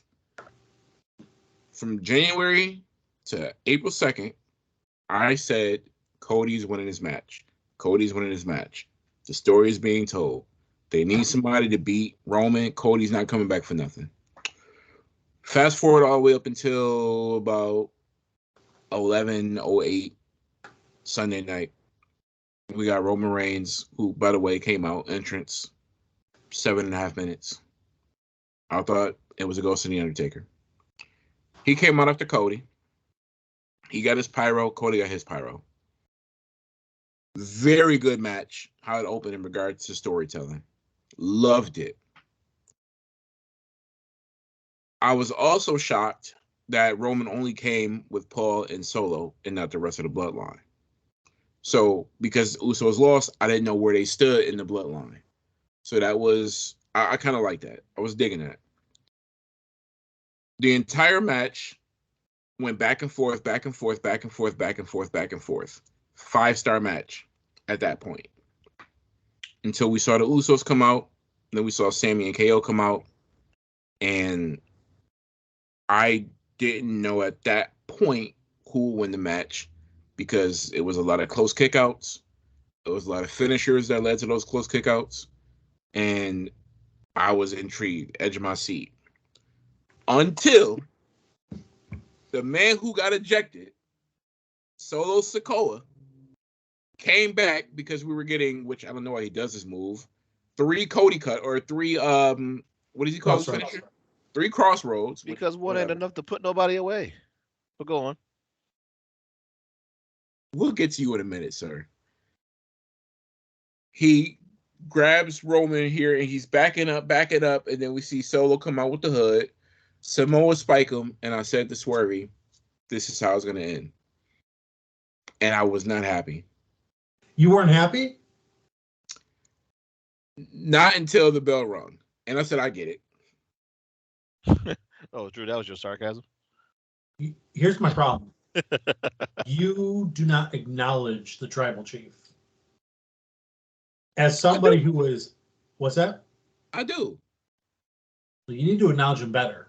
It just, there's a lot of writing on the wall that made sense to say Cody was the guy to dethrone Roman. And they suckered me in. Except for him kissing his wife and kid before the match.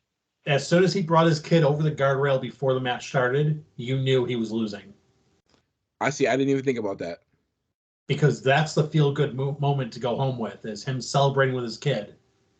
But if he's losing, he's not bringing that kid into the ring. Yep. Kofi waited until after he got the belt to bring his kids in the ring. So that's Drew, why I'll say. Drew, where did you stand in all of this? So, prior to and leading up in the finish? I was all on the side of the tribal chief. Because I felt like if Cody wins, you set a bad precedent. in WWE. No, you do. I'm serious. The Hey, precedent I is agree with you. they can't build stars anymore. If you want to be the winner at WrestleMania, you need to leave, get over somewhere else, and come back. Drew McIntyre did it. Cody Rhodes would have done it.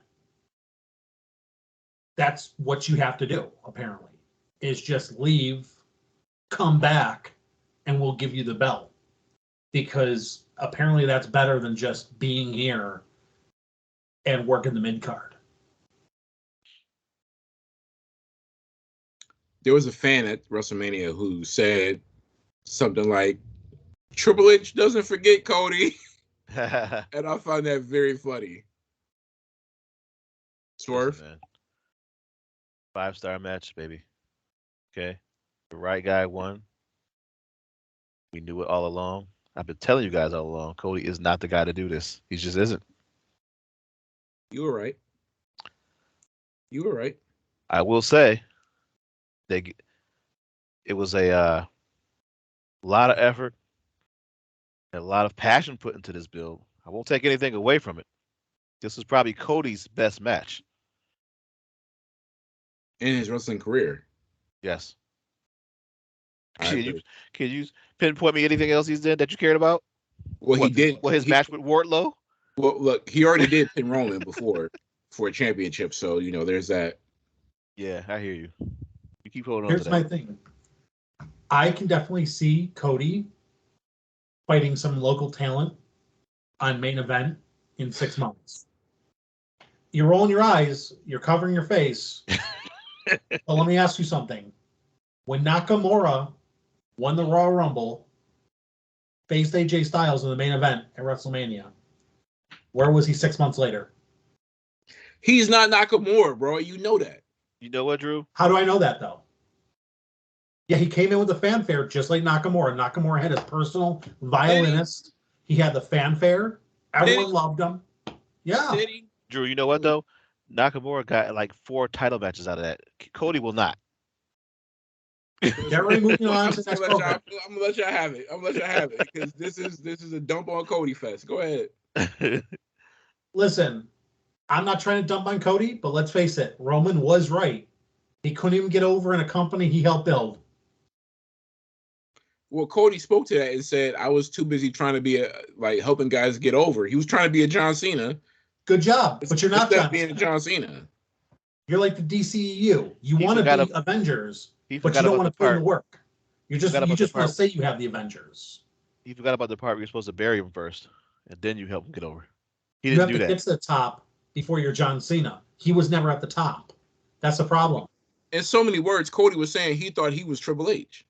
He thought he was the guy. He won the Ring of Honor title in front of 500 people? He thought he was a talent, and he thought he was the booker. And he said, I would probably get more lemonade out of the lemons that I'm creating by putting guys over versus putting your own self over and then bringing them up along with you and then putting them over. Cody went to the Indies. He got over in the Indies fighting in front of 200 people a night and then ran into a billionaire who threw money at him like he was Anna Nicole Smith. Helped start a company and couldn't get over. Nobody wanted to fuck with him. Here's the thing, Drew. What worked in AEW isn't going to work in WWE because that's the only time he's ever had any kind of success. But listen, when he went to go and create his own company with other people, Cody was one of the ones who was at the top of the ladder, was he not? Yeah, when it first started, yeah, definitely. Here's the problem: you had more established guys come from other established companies. Like a Dean Ambrose, John Moxley, like a Daniel Bryan, Bryan Danielson, come and thrown him for the top spot. So now Cody's sitting there like, yo, I'm not shaking like I thought I would. And here's why I say that WWE is not AEW. Because in AEW, the universe in AEW can really influence how booking happens. That shit doesn't happen in WWE. The fans are not going to let the bookers dictate who gets the spot. Here's the big thing.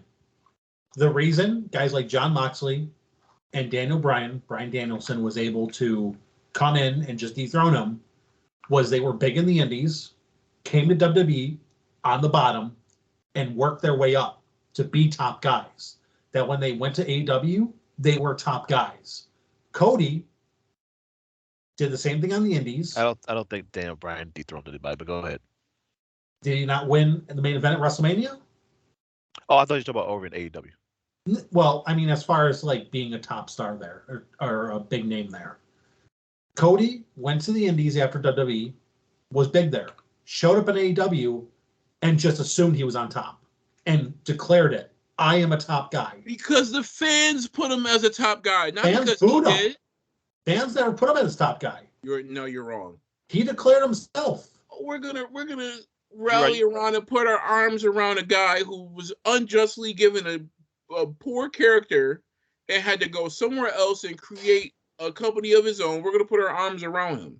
That was the help building of Cody Rhodes. This guy showed up on the first ever AEW show with his wife, his dog, DDP, and Glacier, with all the pyro that you could find. And you're going to tell me that it was the fans who told him he was a top star? What do you do to a car who's on empty, man? He showed up with a posse. Gas it up. This dude showed up with a posse and only had a mixtape. He got gassed up. Listen, the reason Cody didn't win is because he didn't have the Nightmare Collective. Marshall stayed home.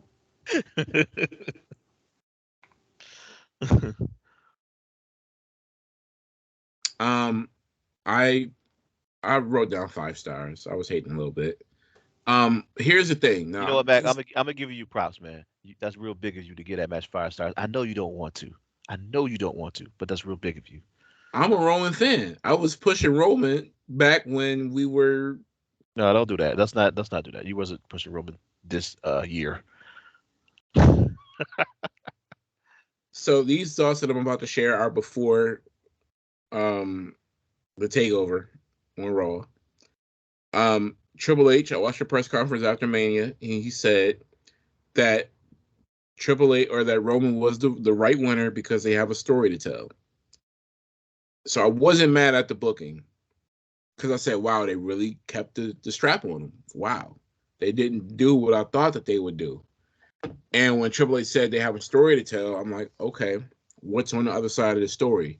There was a video that Rock put up that said, hey, Roman, I'm not in LA. Bloodline, do your thing. Boom, boom, boom. I wish I was there to congratulate you when you win, but maybe I'll see you down the line, elbow raise or eyebrow raise. Is that what's down the line?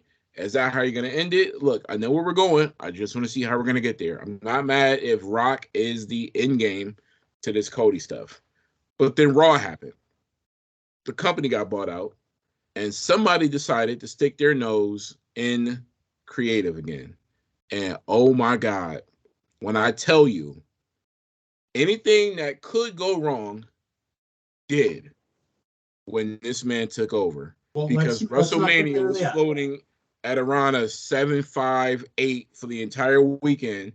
And all that work from 8 months ago until yesterday just came crumbling down.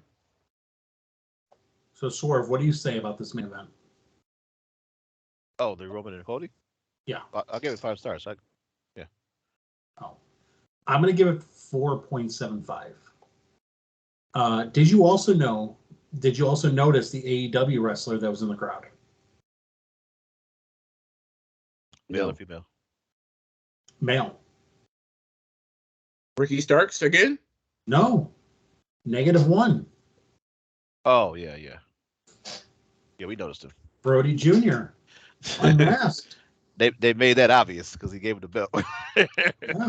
I thought you were talking about somebody I didn't see. Cody to do that. Yeah, I feel like, again, I'm going to say it about the DraftKings thing. I think they knew a lot of people were banking on Cody winning. And I think that we are past the days of wrestling booking the way wrestling would normally book. Are we? Yeah, because I think that we are now in the days of booking to divert the most expectations. Because That's where money is coming in. They make money when people lose their bets. Let's get to Raw, and I'll tell you why you're wrong. All right.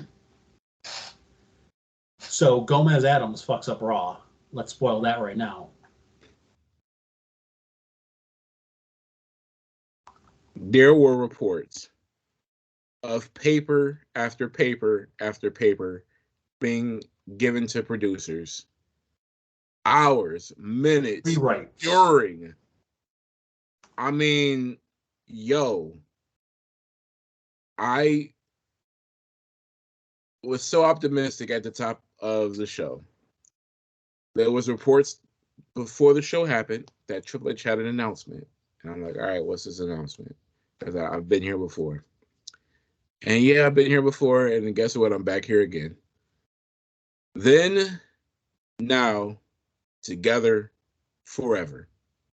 The same old shit. I'm sorry, did anybody hear Kofi Kingston's old theme song being played? SOS! That's exactly what happened. It was the same thing being told. It was the same thing being promised. And yet again, it was the same old being delivered. It was garbage.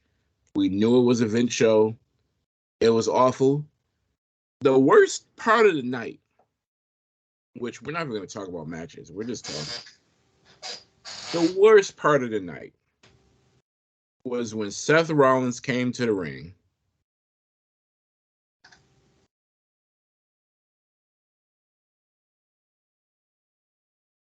And then walked off. There's video of him in the ring mid-commercial break, of him talking to producers while he's in the ring, and the speculation is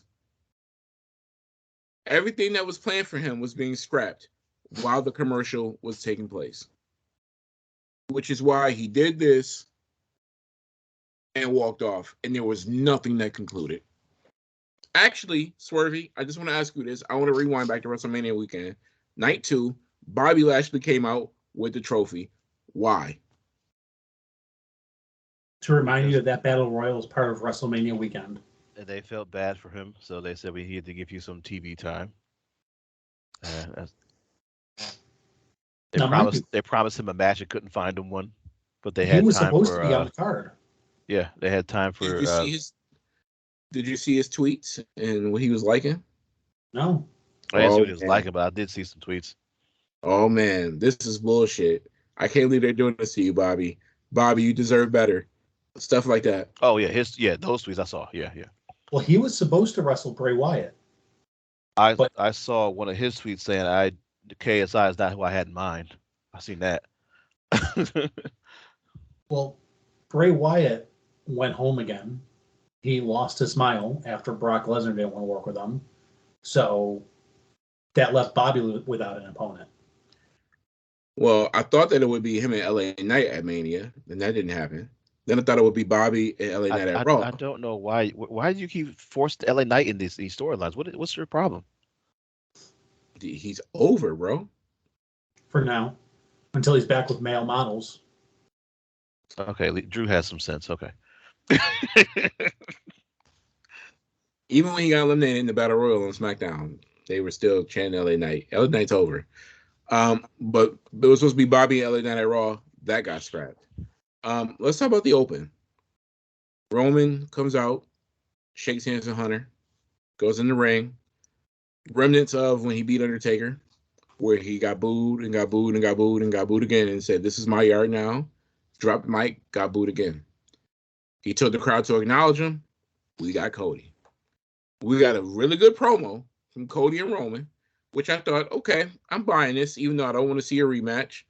I thought that we would have got a rematch on Raw, and that would have brought a Jay White, Kenny Omega, a big time superstar that would have came back or introduced Jay White was coming too.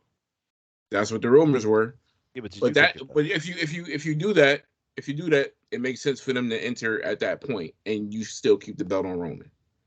Then you have them feud with Cody. That's what I thought.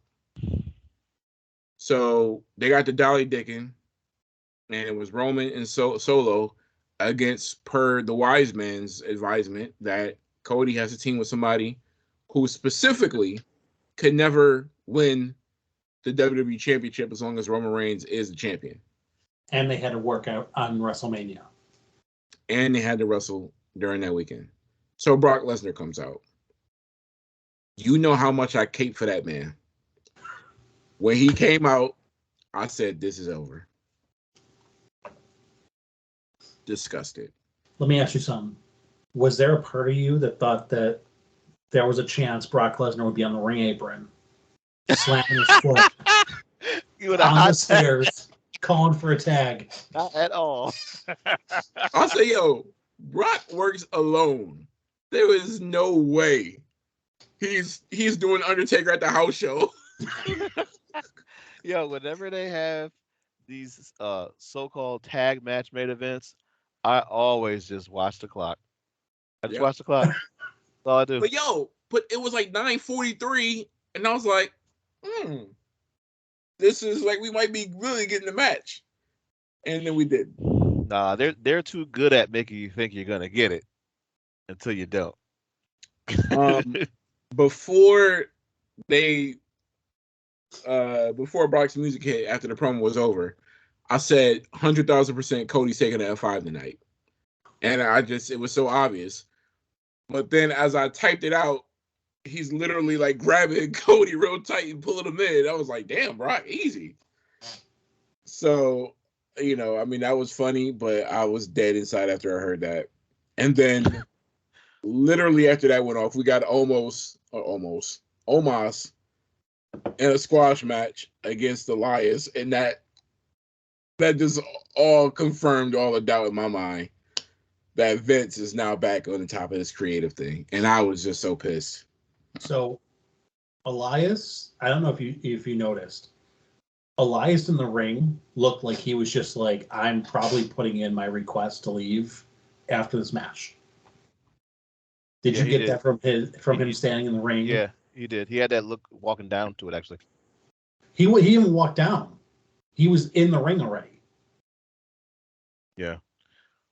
Oh, speaking of walk down, might I just add one quick thing? I think Roman has earned Andre the Giant entrance status now. Get that man a floating apron. He no longer needs to walk.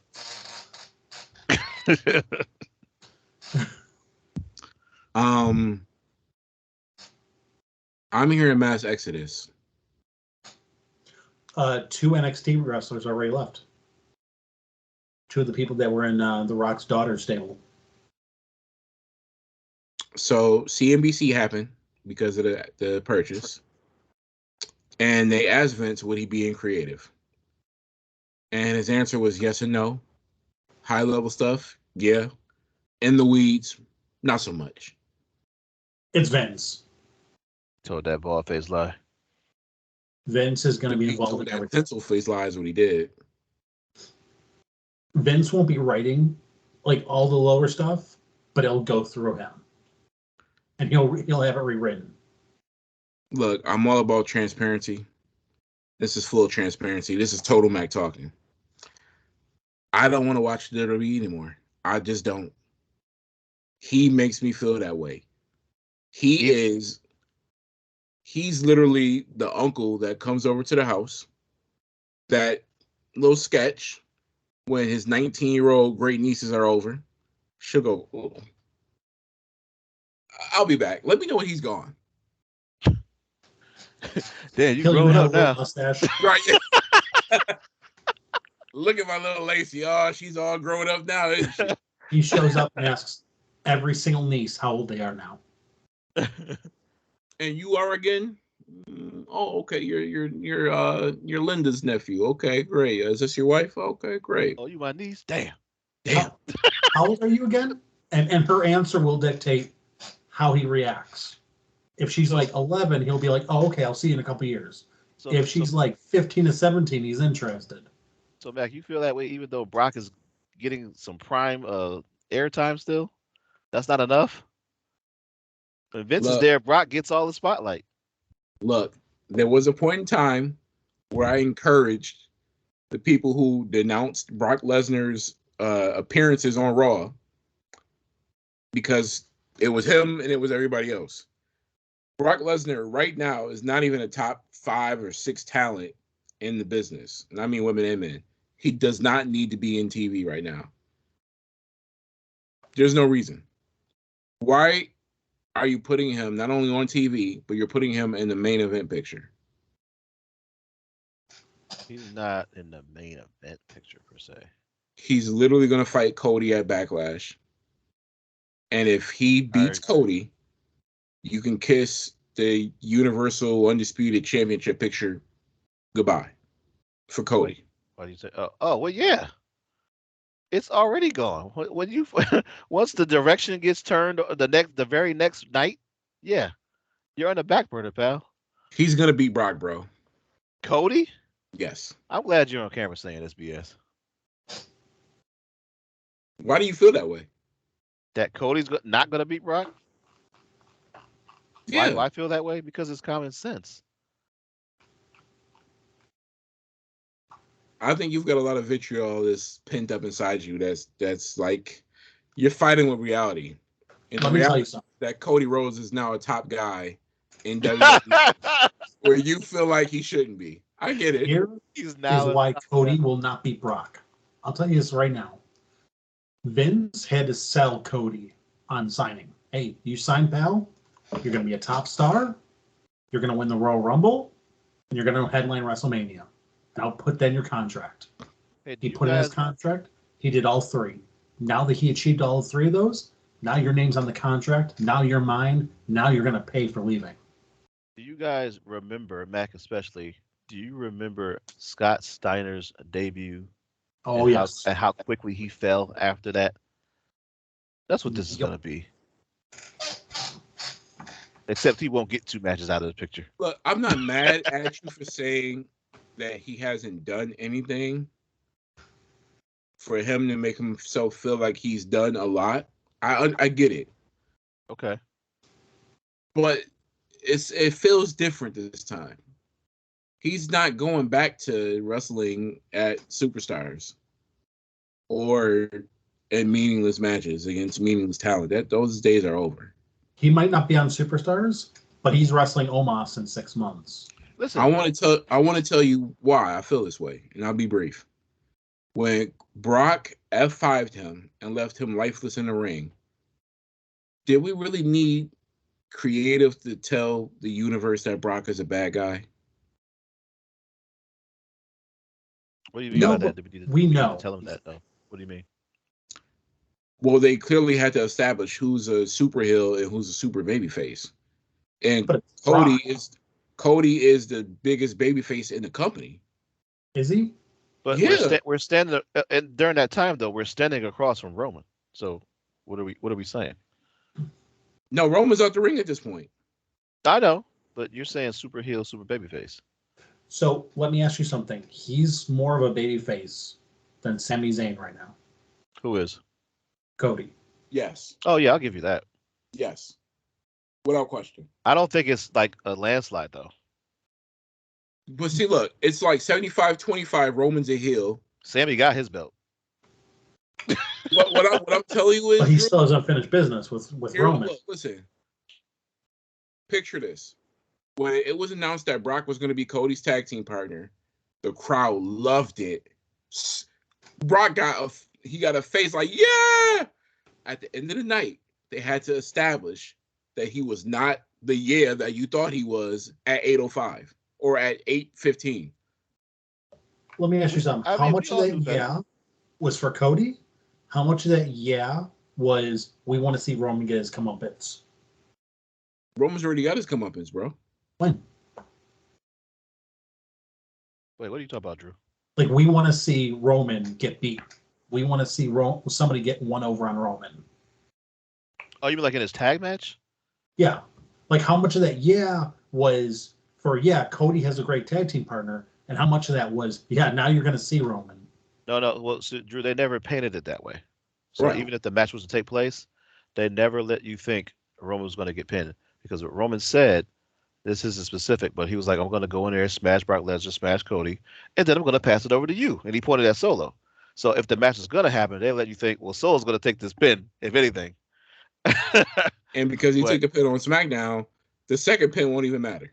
yeah, So the chance that Brock got were face as hell. You can't tell me anything different. They were after the F5. No, but when Cody announced who his tag team partner was. Oh yeah. Because Brock is Those were super face. But the way Brock dismantled Cody before the show went off, that was me in my head, the WWE telling the universe, okay, guys, Cody's the face, Brock's the bad guy. Listen, credit to Abby on this one because he said that I forgot who he coined this for the first time, but Brock is a anti-heel.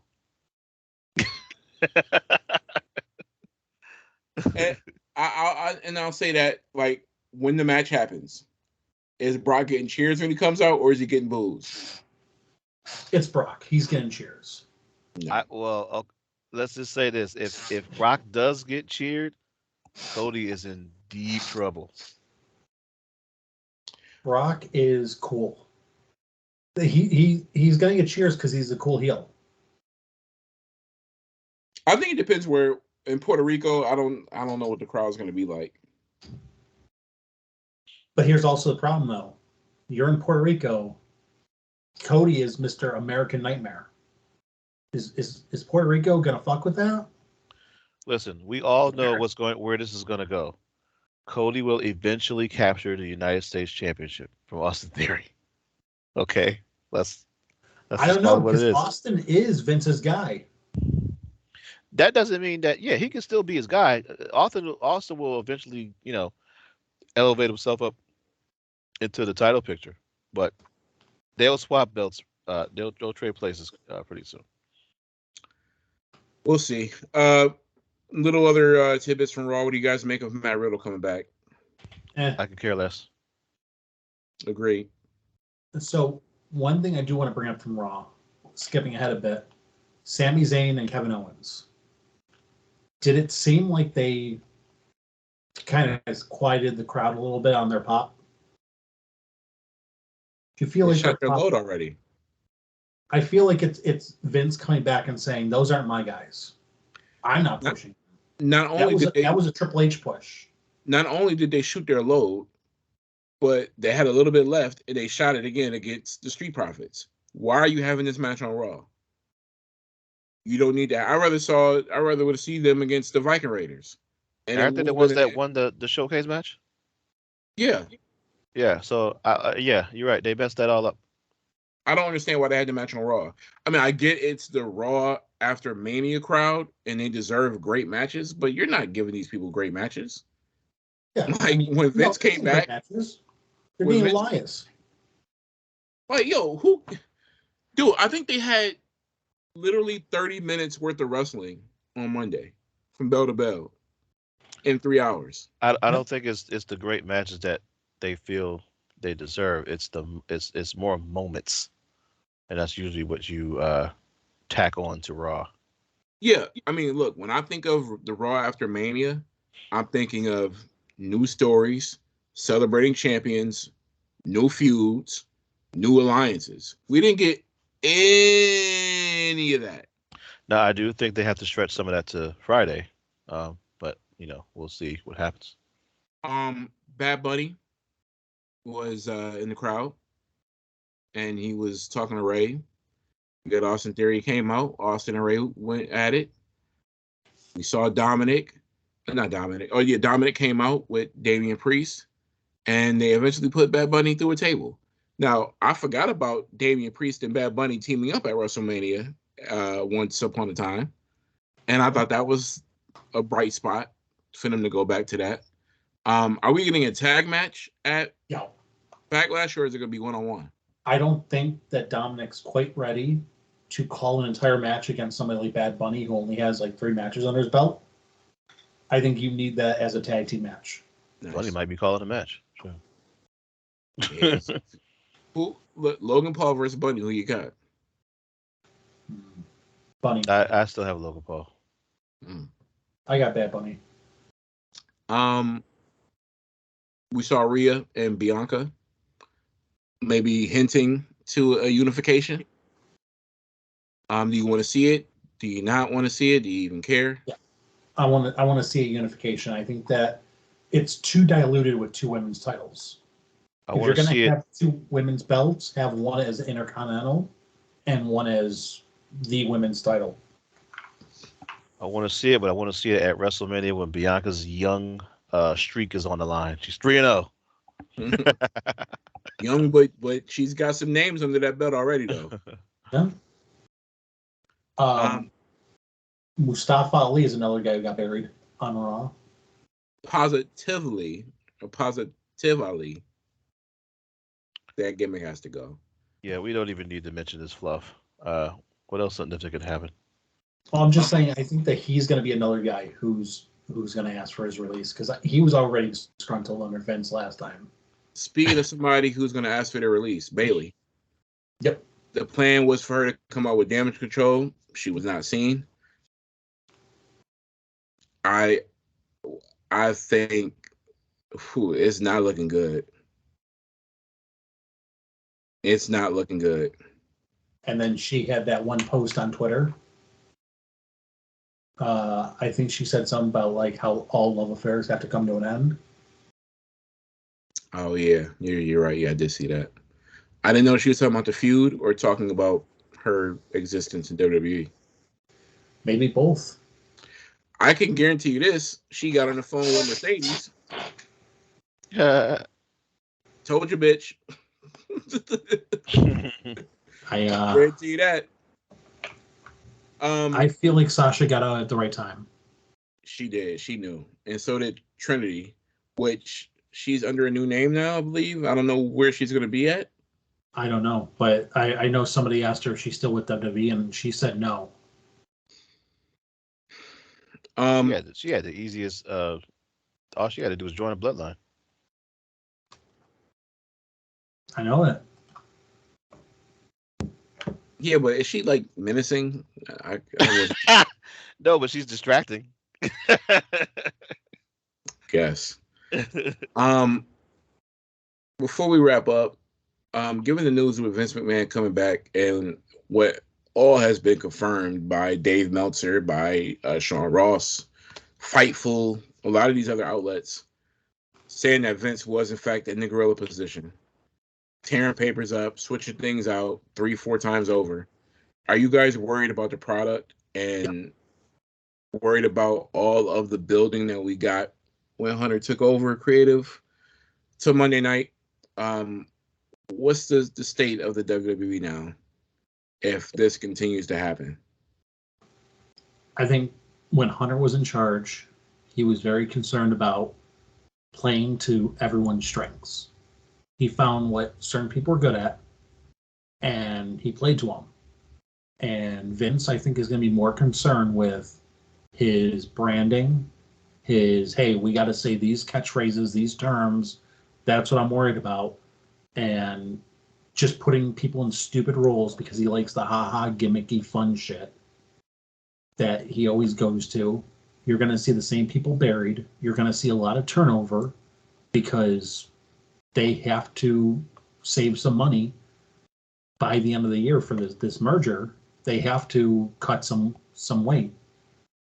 And previously, Hunter basically brought back most of the people that they had released previously. They're going to be gone again. I don't see Damage Control lasting in WWE. Because the other two girls, they were previously released. And then Hunter hired them back. Vince in charge, he's going to let them go again.